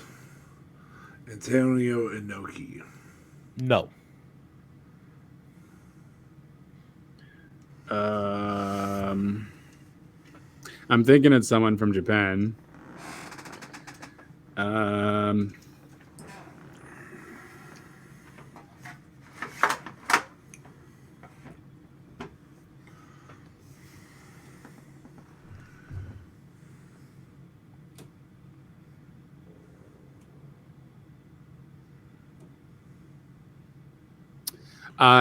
I'll just go with their names are all blurred to me. I'll just go with Ibushi. No. You're Would've both been way wrong in thinking that it was a Japanese person. Oh. It was an American who gave him the nickname. And D.A. Fabe will be happy to know it was his favorite wrestler of all time, Shawn Michaels. Oh, snap, because he did train with Shawn, right? Shawn was his trainer. Technically. In the States. Right? I believe Or so. no? I don't know. Yeah? I'll have to look it up to see, but No, that's fair. who was the first person in WWE history to have a different entrance and exit theme? Separate entrance and exit. Same night, you mean? Yes, a different entrance and exit theme. Buzz. Hulk Hogan in his match with The Rock. Nope. Because it was prior to that. That was a hell of a guess though, because I know he came out to NWO music and left to I Am a Real American. Mm-hmm. Was my specificness the problem? Was it Hulk Hogan? It was not Hulk Hogan. Okay, so I'm just wrong on Hogan. Okay.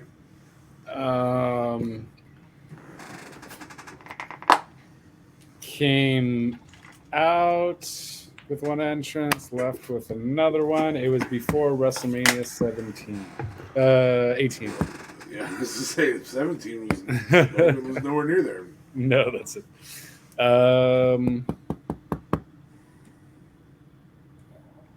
Hello. Who is it? Hello. Is it me you're looking for? I don't know. I am gonna go with The Undertaker. I feel like at some point he might have used his ministry theme to come out and leave as the. I don't know. I'm just gonna say The Undertaker. It is not The Undertaker.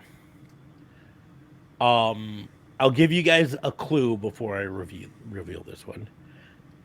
He also has another first of being the first person to be in a Royal Rumble 3 times in one night. Mick Foley. Buzz Mick Foley. Mick Foley. What was his entrance? His entrance was the standard Mick Foley theme, and then he had an exit theme that was just an instrumental something else track. We can look Okay, it standard up. Mick Foley is like the car crash theme? Yes. I And then he had a So- random instrumental to leave. Okay. Yeah, he had a different song to leave.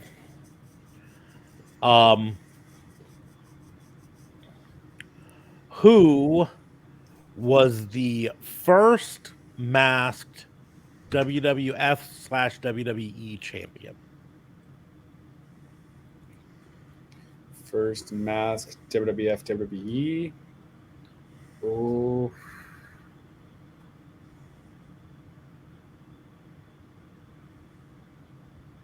When you say WWE champion, you mean like Buzz. world champion? Buzz? Rey Mysterio. No. Yeah, I feel like there's someone earlier than that. So did I, but I can't think of who it is. Kane! My God, it's gotta be Kane! It's gotta be Kane. Oh my God, it is Kane. Damn it. Also, in a not question, but apparently WWE once released a biography on Kane that was written almost entirely in kayfabe. Like it was a book about the history of Kane. Oh, really? Yes. With Oh, his nice. brother playing with matches and burning the house down and then dying, but he didn't die. CM Punk That was a used crazy to Raw, use though. the theme song "This Fire Burns" in WWE, but prior to CM Punk using it, it was used one time by a different wrestler. Buzz. Randy Orton. Correct. Yeah. Randy Orton it is. And he hated it. He hated it worse than he hated the one that preceded. I hear voices in my head. His first one. Hey, nothing you can say. Which he hated it, and that's why he tried This Fire Burns. And then he hated that, so he went back to the hey, nothing you can say. And then I gotta hear the fire burns. Voices. I don't. What was it called? This fire burns. This Fire Burns. By the way, you have like 3-1. It's 3-1 right now, or 3-2. 2-2. It is 2-2. Oh, okay. Isn't it by AFI? I don't know. It is by Kill Switch Engage. Kill Switch Engage. CM Punk used another one by AFI, I think. I always get them mixed up, I think. Anyways, The Undertaker had a famous WrestleMania streak. But there is another WrestleMania streak that The Undertaker has that is still intact. Buzz. Okay, wait, hold on. Because I was also listening to the Kill Switch Engage song while it was happening. You did say he has another streak that is still intact. Another WrestleMania streak that is still intact.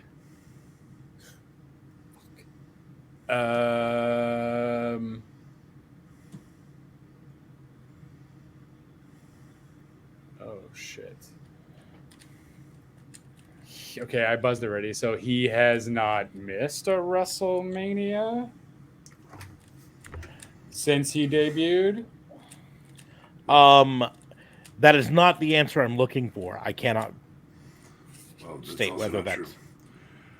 I don't think that's true though, because I'm sure he probably missed. He one. is the only wrestler to never be submitted at WrestleMania. I cannot say whether that's true. That's not what I'm looking for here. Okay, he's So it may he's 24-0 in submissions at WrestleMania because he's never been submitted at WrestleMania. I happen to know that. He's only that been that twice. might be a streak. That is not the It's answer. not what he's looking for.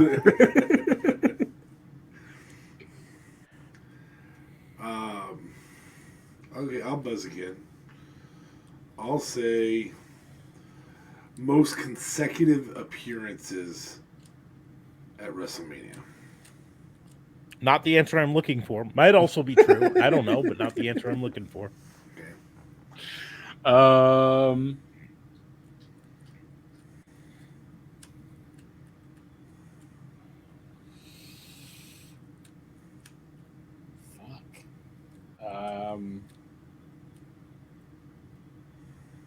Can't be music related because I feel like he's used an American Badass and also his dong and Probably. He used dog. his dog. You've done it What? now. Yeah, it was against Triple H when he got him to submit He's to the really talented. to the triangle joke. His Dong. dong was involved there, poking Triple H in the throat.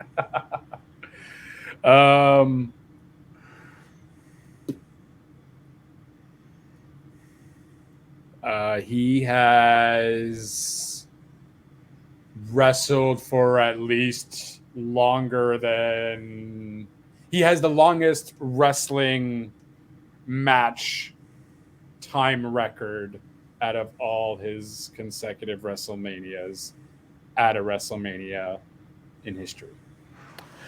Also, not the answer I'm looking for. God damn it. Longest I'll give you a entrance. hint. It is something that he has never done. It is a never streak.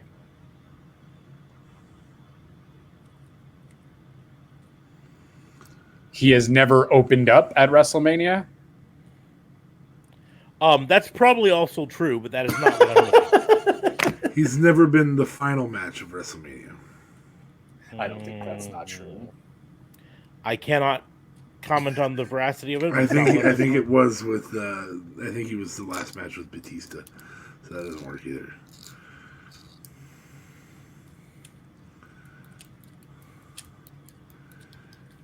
He has never had a tag match at WrestleMania. It's not what he's looking for. Would have No, to it is have to do looking some for. looking, but it is not what I'm looking for. Well, I know he's won the Rumble, so I know he's main evented, but main evented can be the second match, as we discovered this year at SummerSlam, when Brock main evented SummerSlam in the second match of the night. He has never been on a pre-show at WrestleMania. A lot of people Probably true. Probably true. Not what I'm looking for. He's never cut an in-ring promo at WrestleMania. That's almost probably not true either. Oh, I don't know. Just tell us, because Jesus. Yeah, I'm going to go ahead and call it here. He has never walked into WrestleMania as world champion. Oh. Oh. So he's never retained at WrestleMania would also have worked. Technically, you are correct there. Was that just a glitch in the system, or did you twice? Fame. You're like, because I heard It's probably just yeah. Oh, fuck. Yes. Okay, next one. Hell in a Cell 2009. Excuse me, let me rephrase it. Hell in a Cell match in 2009 was the first time this happened in a Hell in a Cell. Go ahead and say dogs, fucker.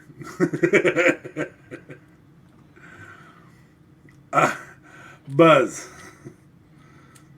Go ahead. More than 2 participants. No.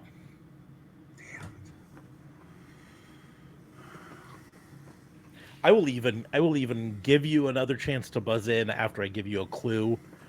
The match was The Undertaker versus CM Punk in 2009. Buzz. None of the match was outside the ring. Not what I'm looking for. It's not going to be right. Buzz. First time weapons were used from under the ring in a Hell in a Cell match. Probably not, but not what I'm looking for either way. Go ahead. First time a Hell in a Cell ended in submission. I don't know, but I don't think so. Not what I'm looking for. So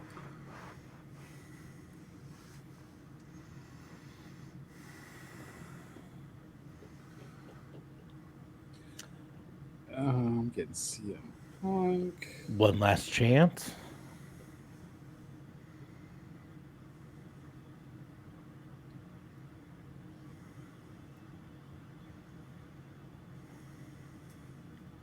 It's not the first time someone's interfered, because Nope. by God, was the that's got to first be one. Kane. That was the very first That was the one. very first one, yeah. By God, that's gotta be Kane.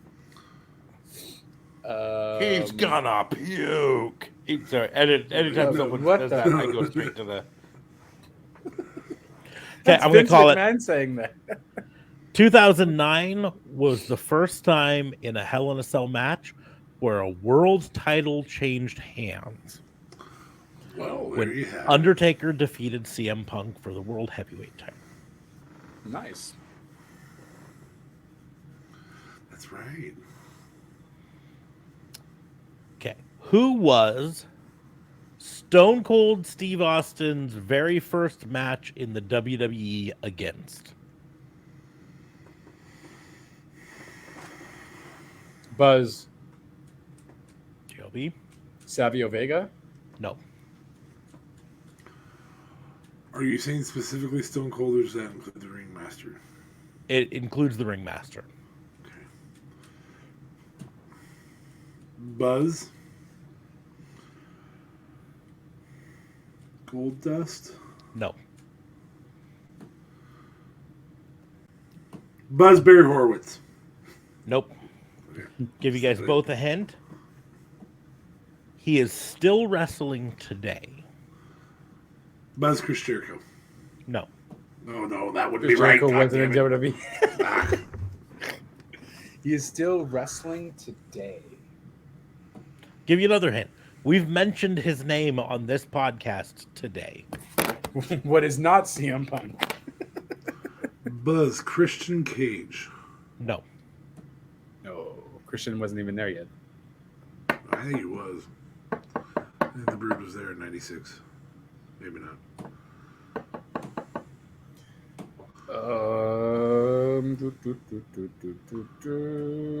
We mentioned his name. It's not Goldust. We never mentioned Dustin Runnels. Christopher Daniels was never in WWE. Buzz Matt Hardy. You are correct, Matt Hardy. Nice. I should get 3 half to a point. 2. I was giving him. The hint was we've talked about him tonight, right? Yeah. That's what got it for you, right?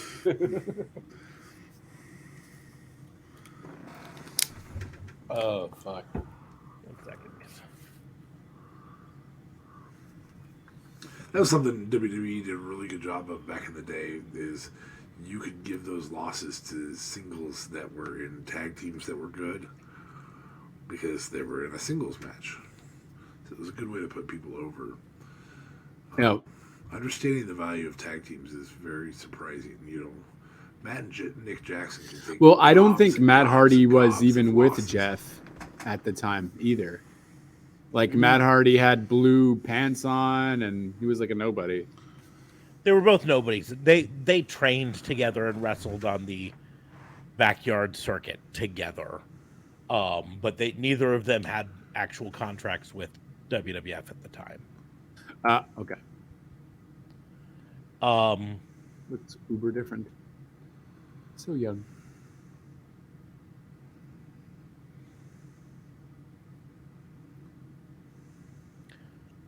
who was Triple H's first wrestling match against? You're speaking as of Triple H, right? Not terrorizing, not. I am. As Hunter It is was his. there. It is his debut in wrestling. His first match Ever. as a wrestler. So, whatever name he was using as. Hunter Hearst Helmsley.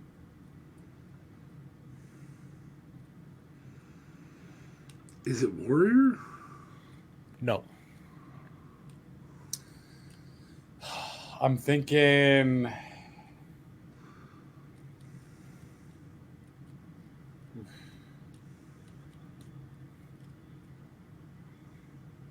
Thinking Ahmed Johnson. No. No, much older than that. Um, WCW. Okay, whoa. We're not thinking WWE Hunter Hearst Helmsley. We're thinking of just him overall. him as wrestling a debut. wrestler. overall wrestling debut. Paul Levesque, first ever wrestling match on television. Jesus Christ. Okay. Avalanche. No.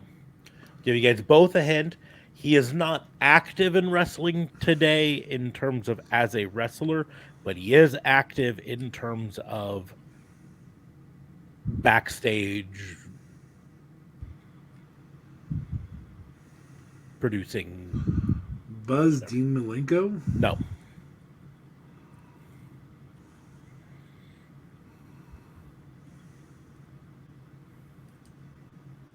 He is backstage. Arn Anderson? No. Another clue. He is a member of a family of wrestlers.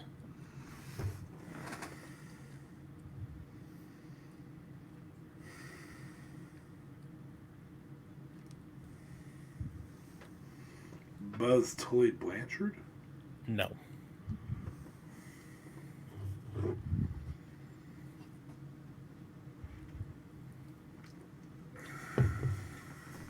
He is a member. He's a member of a certain family, you said? A family of professional wrestlers. I guess we'll go with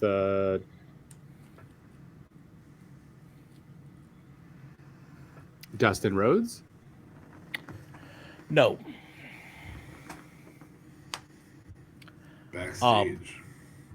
I don't know. He does a lot of shit. Final backstage, clue before I call it. He is tied to Triple H in more than just this trivia. Huh?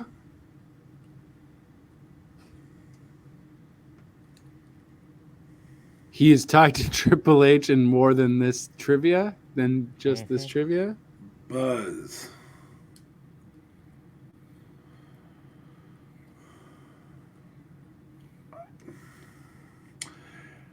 Sean Waltman. No, but you're getting closer. God damn it. And now I have to give you a shot. Yeah. I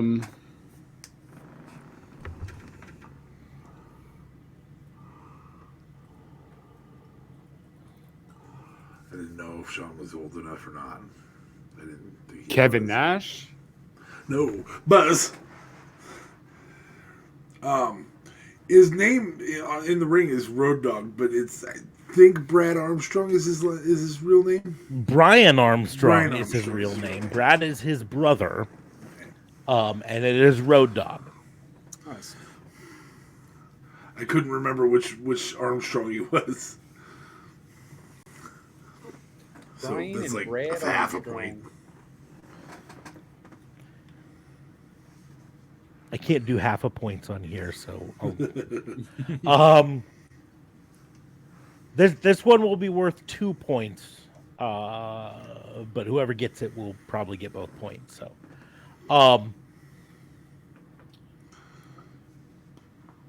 what two wrestlers were once a tag team known as the Blade Runners?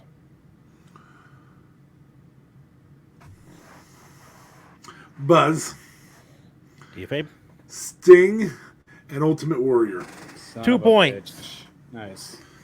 I couldn't remember if it was Ultimate Warrior or not, but I was like, I'm gonna give it at least Sting because I know it's Sting. Yeah, that was on the Warrior documentary. Yeah. Now, 2 additional bonus points if you can tell me what either of their Blade Runner names were.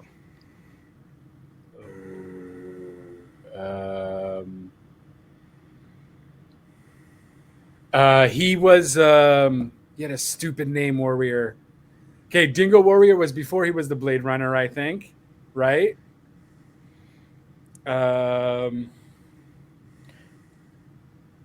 It was technically after, but yes.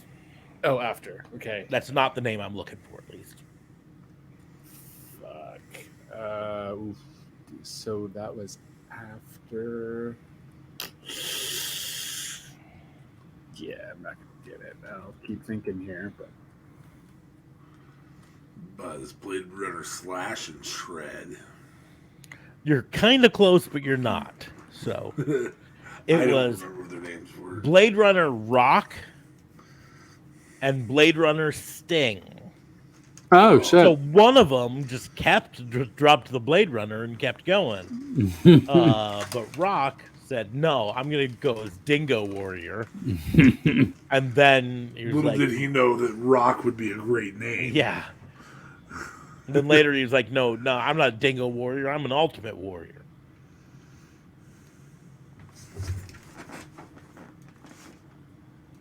They were also the Freedom Fighters, apparently. Yes.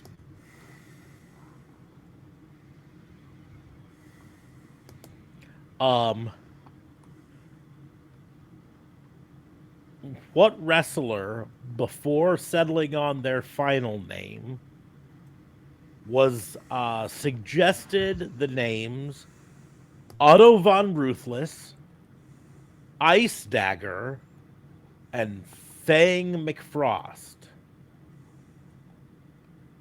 Those are such bad names. Ice Dagger, Otto Von Ruthless, and what? Fang the what? Fang McFrost. Okay, so they were a trio. Nope, just one wrestler. These are all different names that were suggested for them. Buzz. Stone Cold Steve Austin. Correct. Oh wow. There were also a couple other ones, and I'm trying to find them here. Because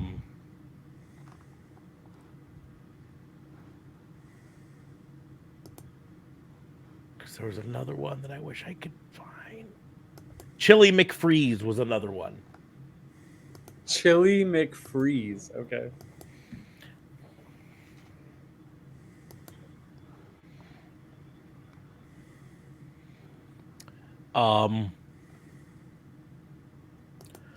Who is the only wrestler to have defeated both Goldberg and Gillberg with the WWE or world title on the line? Buzz, Gilby? Goldberg and Gillberg with the WWE title on the line. Mm-hmm. I'm gonna go with Kevin Nash. Nope.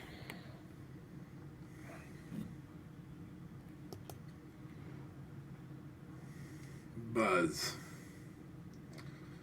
Triple H. 1 point for D.A. Fabe there.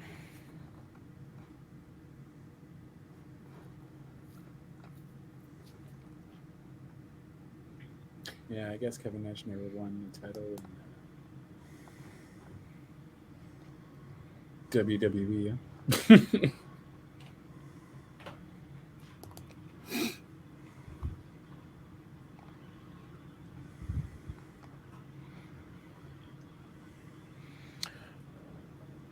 So, earlier we had a question involving The Undertaker never going into a WrestleMania with the WWE title.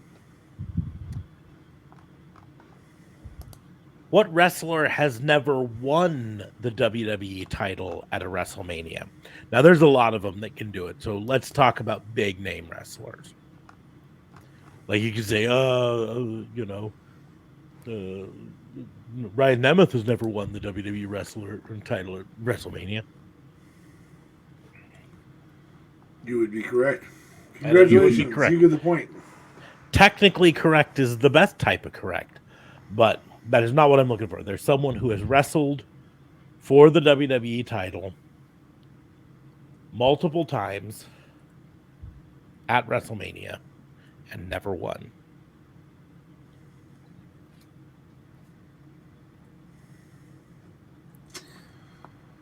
Never won the world title. Wrestled multiple times at Mania, but never won them. Never won it. Buzz. Fabe? Kane. That is not the answer I'm looking for.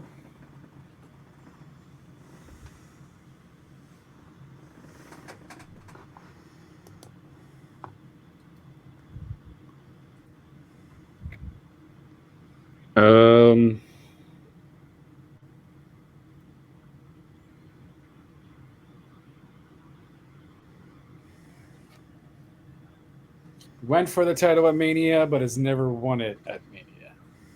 Correct.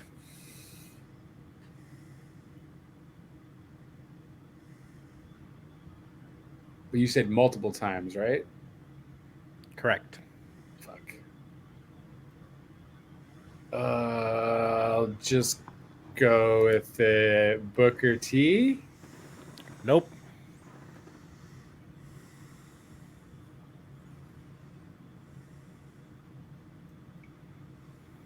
Buzz.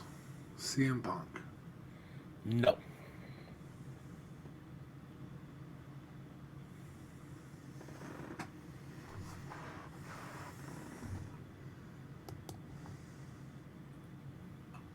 I don't know if Trips has ever won it at Mania.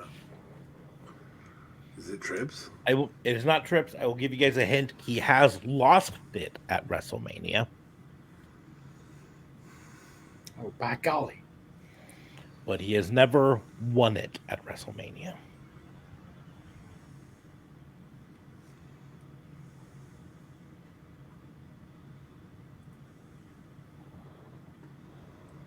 The Rock?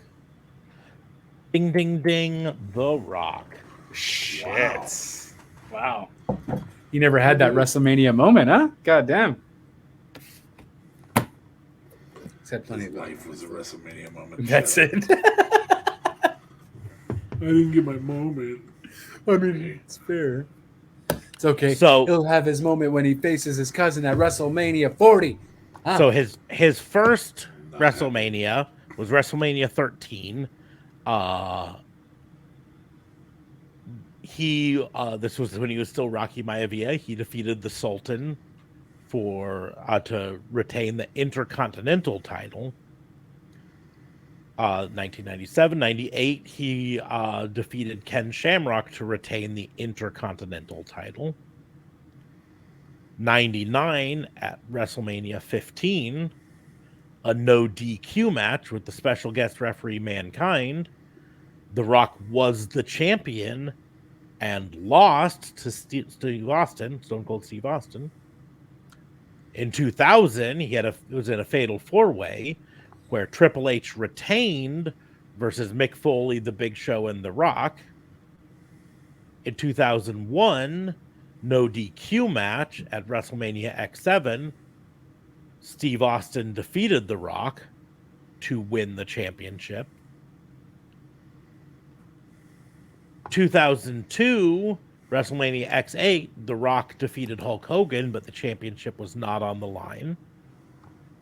2003, WrestleMania 19, The Rock defeated Stone Cold Steve Austin, but there was no title involved. Hulk Hogan. Hulk Hogan. 2004, he was involved in the Evolution versus Rock and Stock Connection match at WrestleMania 20. Can't win the world Not to be title confused in with that Rock match. and Sock. Yeah, the Rock and The Stock Rock, Connection. because you said the Rock and Stock. I was like, ah. Because I burped. 2012, he returned to defeat John Cena. No title on the line. No title on the line. Yeah. 2013, he went into WrestleMania as the heavyweight champion and lost to John Cena. And in 2016, he defeated Eric Rowan in 6 seconds. Not for a world title. But I not didn't for a realize world he title. faced Eric Rowan. That's hilarious. This was during Eric Rowan's whole little. I got something in the. No, this would have been way before. I got something in the cage. Yes. Maybe. Was it the cage or was forgot what it was called. Suitcase, cage, something. Yeah. Anyway, 6 seconds. That's crazy. It's a very pointless WrestleMania match. on my range, I'm Still just a rat in a cage. We're just gonna make Billy Corgan references all night tonight. Damn right. We'll just do a couple more, and then we'll wrap things up.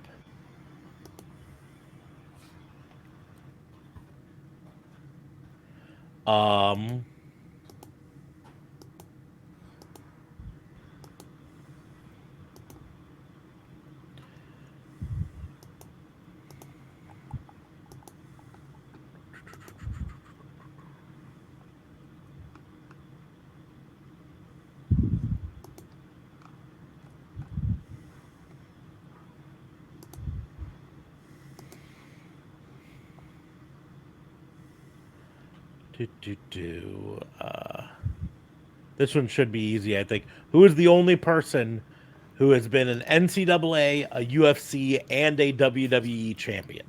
Brock Lesnar. Buzz Brock Lesnar. DFA Brazilian, but I will give it to JLB for saying it first because I just wanted to. I wanted to give JLB a little bit of a heartbreak for a second. That's why I said it. My buzzer didn't work. I was like, I'm just gonna say it.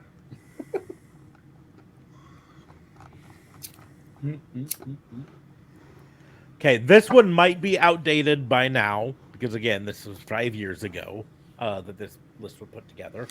But who was the only wrestler to hold an NXT championship and a main roster championship at the same time?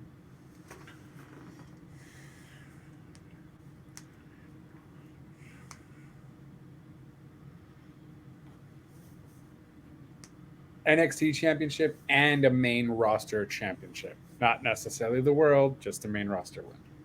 Correct. Buzz. DFA? Montreal native Kevin Owens. Nope. I think that's as a Buzz. So when you say 5 years ago, this is when it was made, not necessarily that it was 5 years ago, right? Correct. The list Buzz, was written 5 years ago, but it would have been sometime prior to that. Buzz, go ahead. Okay. I'm going to say Dolph Ziggler. No.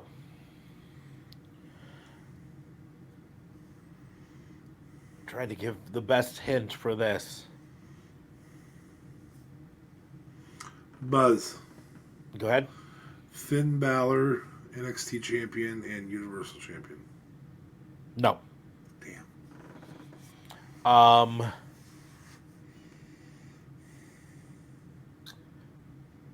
They will be wrestling at AEW All In.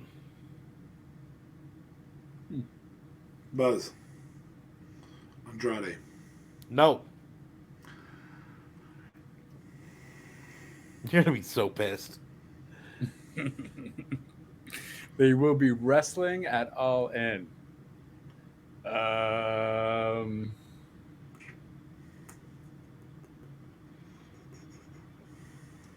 Fuck. No.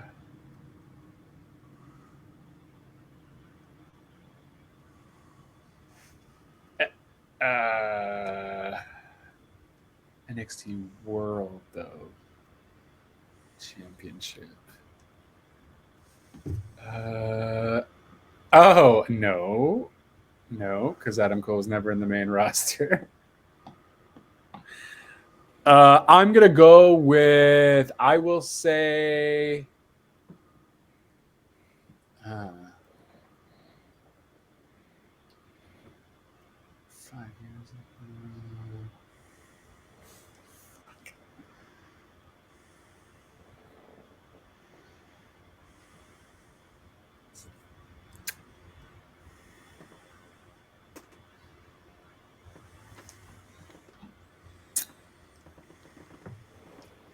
Yeah, I'll.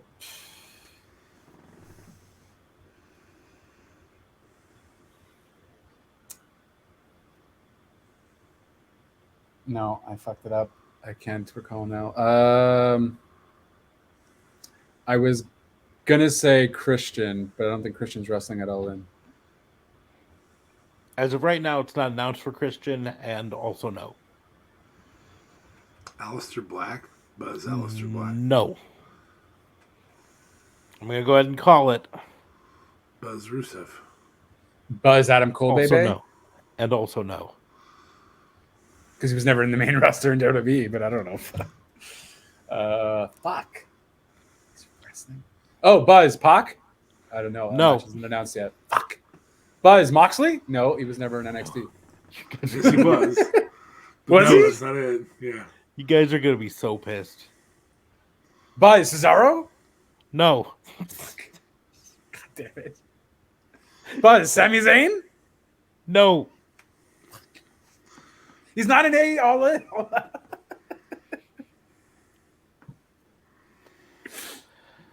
I can accept you calling it because go. Her current name is Saraya, Buzz. but she used to Paige. wrestle as Paige, Son of a bitch. where she was the NXT inaugural Women's Champion and Soon had after the to Divas Championship. relinquish after winning the Divas Championship. Wow. Nice. Wow, I feel like Tony Khan just forgetting about the woman.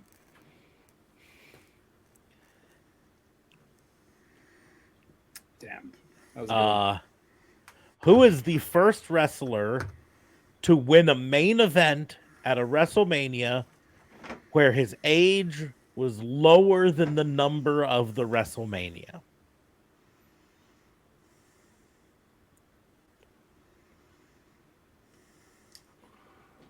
Buzz. Randy Orton. Yeah, No. good call. Buzz Brock Brock Lesnar. Lesnar? Fuck you. It was my turn anyways. Brock Lesnar. And not Brock Lesnar. Wow. Okay. Buzz Dolph Ziggler? No. Main event, dude. Yeah, Dolph was in the main event, I believe, at one WrestleMania.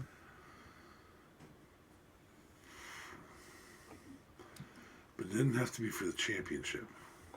Right. Doesn't have to be for the championship. Just a main event at a WrestleMania where his age was lower than the number of the WrestleMania. Buzz Seth Rollins. Ding, ding, ding. Correct. Seth freaking Rollins. I had to put the number higher because I had, you're Because that's you go with the thing is, Rock in '96. You're like 11. Yeah. He's not under 11 years old.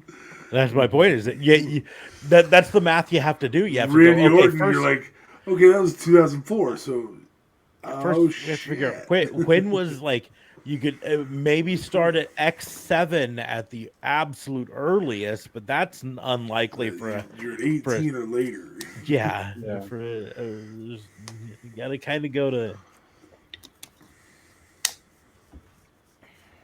So, on a similar note, who was the first person younger than the WWE title to win it?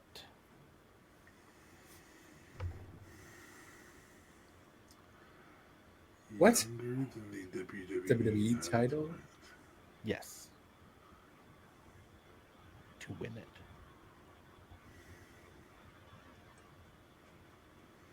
Buzz Randy Orton. No. Oh, he won big gold belt, didn't he? It is Brock. Fuck you. Yeah. It is Brock also Lesnar? not Brock. Oh no, that wouldn't be because the WWE. You're talking WWE, not W. That doesn't include Wayne Nagel, or you're talking WWE. Buzz Shawn Michaels? No.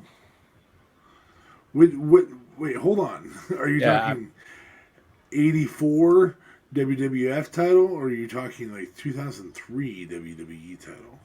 When it had to It change names? includes, I believe, the WWF title. Okay.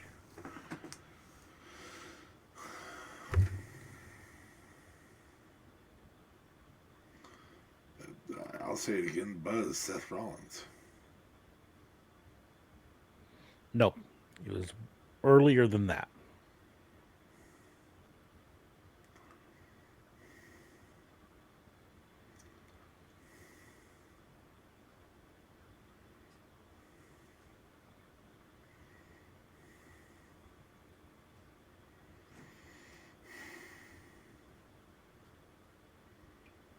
And it's not Orton. I guess Orton's my age. So. Earlier than Seth, younger than. You're really getting thrown off by the younger than part. Yeah. Because he was younger than the title at the time, but again, he was the first person to have been younger than the title at the time he won. So the people before him were older, and at the time he was younger. Does this include WWF? Like I- in 78 and 63 and all that? Is this VKM or just VM? Give me 1 second to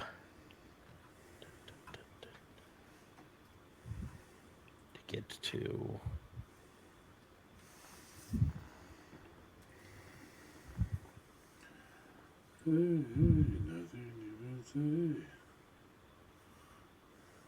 Yeah.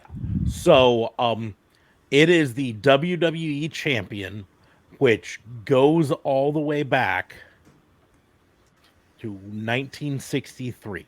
Oh my god. Buzz.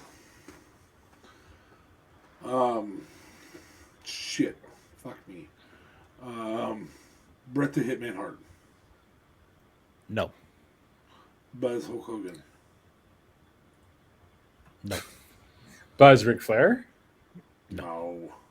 I don't know. 1963. Ric Flair won it in like 70 something. Backlund's too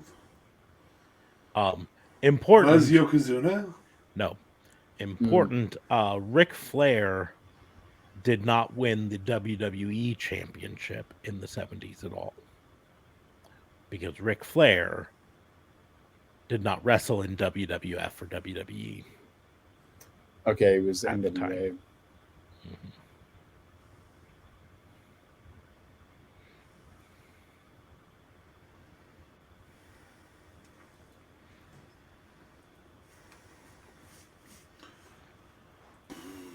This person wouldn't have won in the 70s. It would have been early 80s.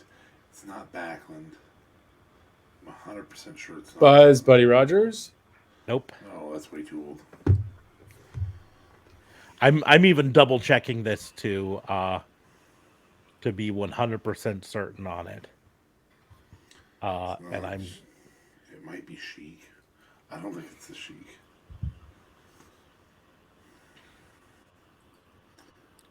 Oh yeah, the dude would have been old as balls.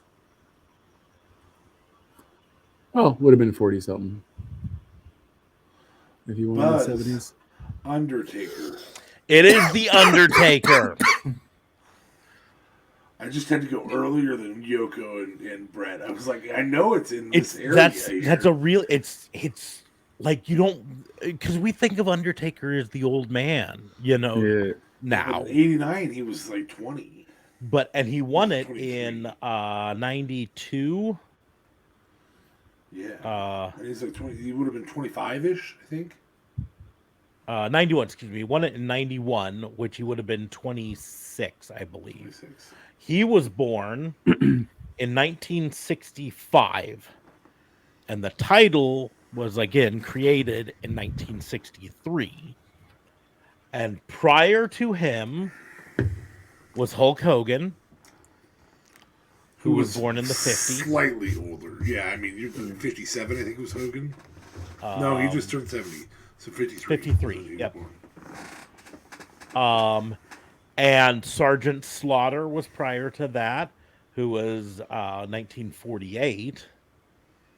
And the Ultimate Warrior was prior to that. And you think, oh, well, Ultimate Warrior's younger than Undertaker, right? Right? Because our thoughts, like we think of Ultimate Warrior. Yeah, but you have to go back another. But he's 24 years. 1959. He's 6 years older than Undertaker, right? And And Hulk you're Hogan again, decreasing and the age of the title. At the same Randy time, Savage, yeah, he's also going.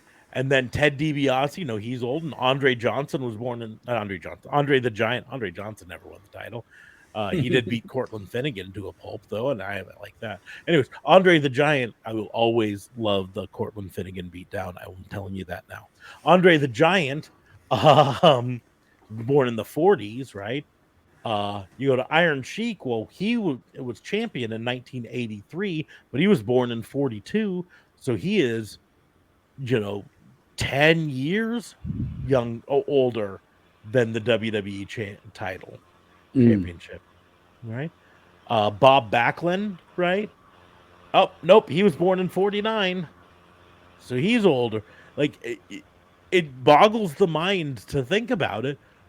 But yeah, Undertaker was the first person to win the WWF championship that was younger than the WWF championship. Huh. It's crazy. That's a fun fact. Um,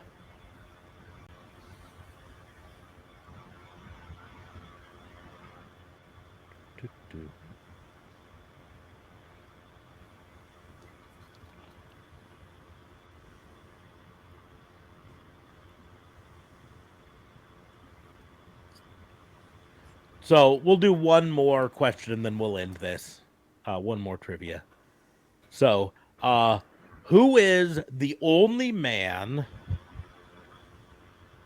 to have won the WCW World Heavyweight Championship, the WWF Championship, and the ECW World Heavyweight Championship? But there is a technically true part of this, and I will clarify it now. It is specifically WCW World Championship and not the WCWWF World Championship. Okay, so it's not Stone Cold then. So yeah, it's pre-merger. Correct. Okay, so who won the WCW in WCW championship, WWE championship, and what? ECW? ECW. Buzz. Chris Benoit. No. Damn. I thought I had that.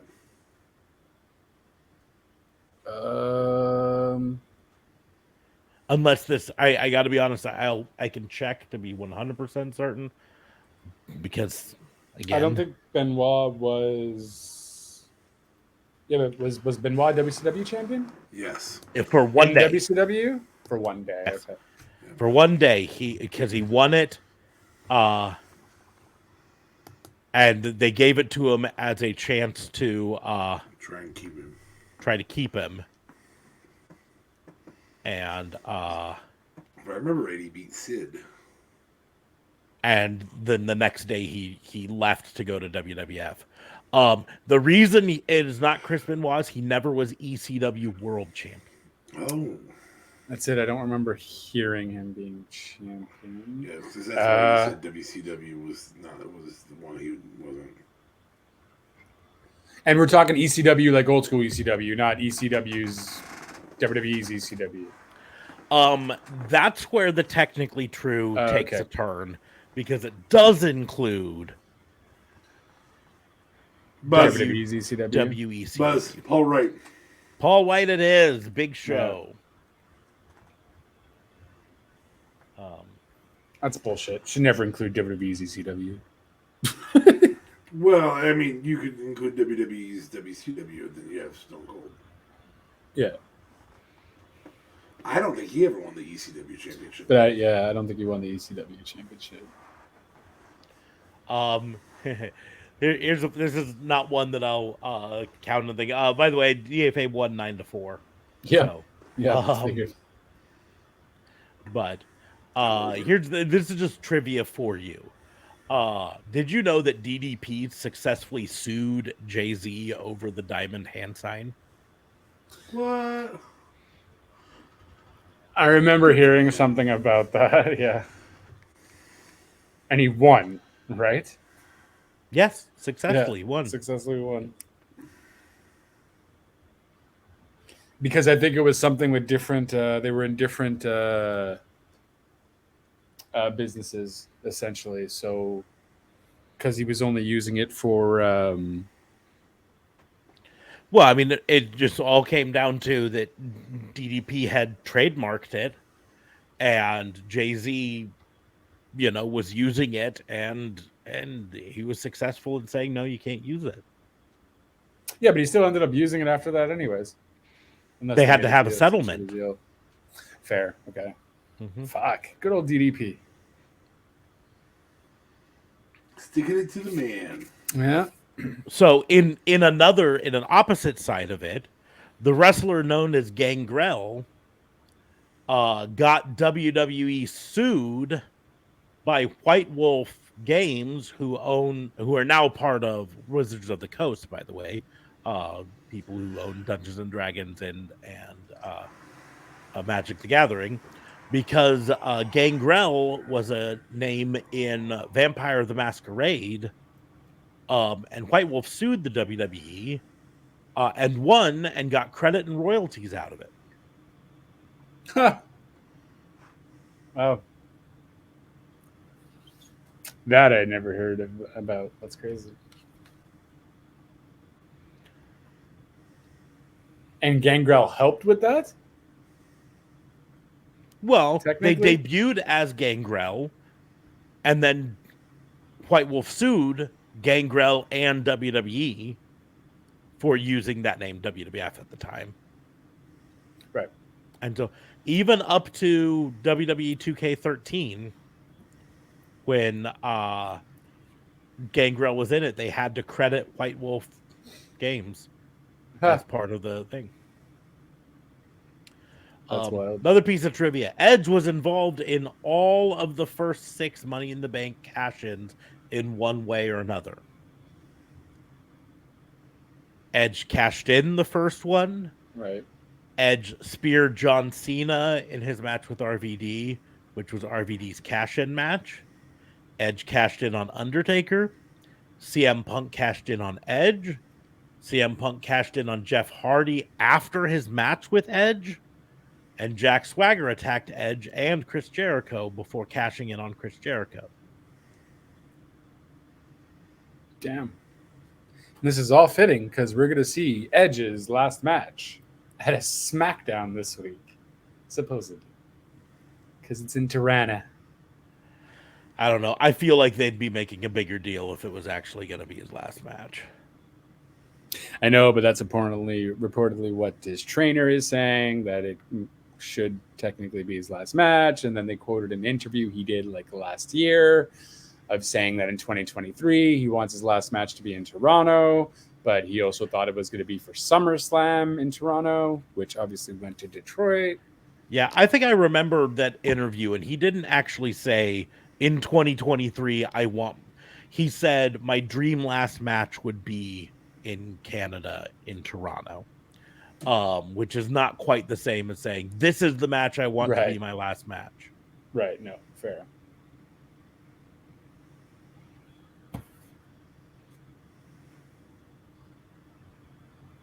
Also in trivia, I still don't believe Zach Gowen ever got eliminated from the Royal Rumble.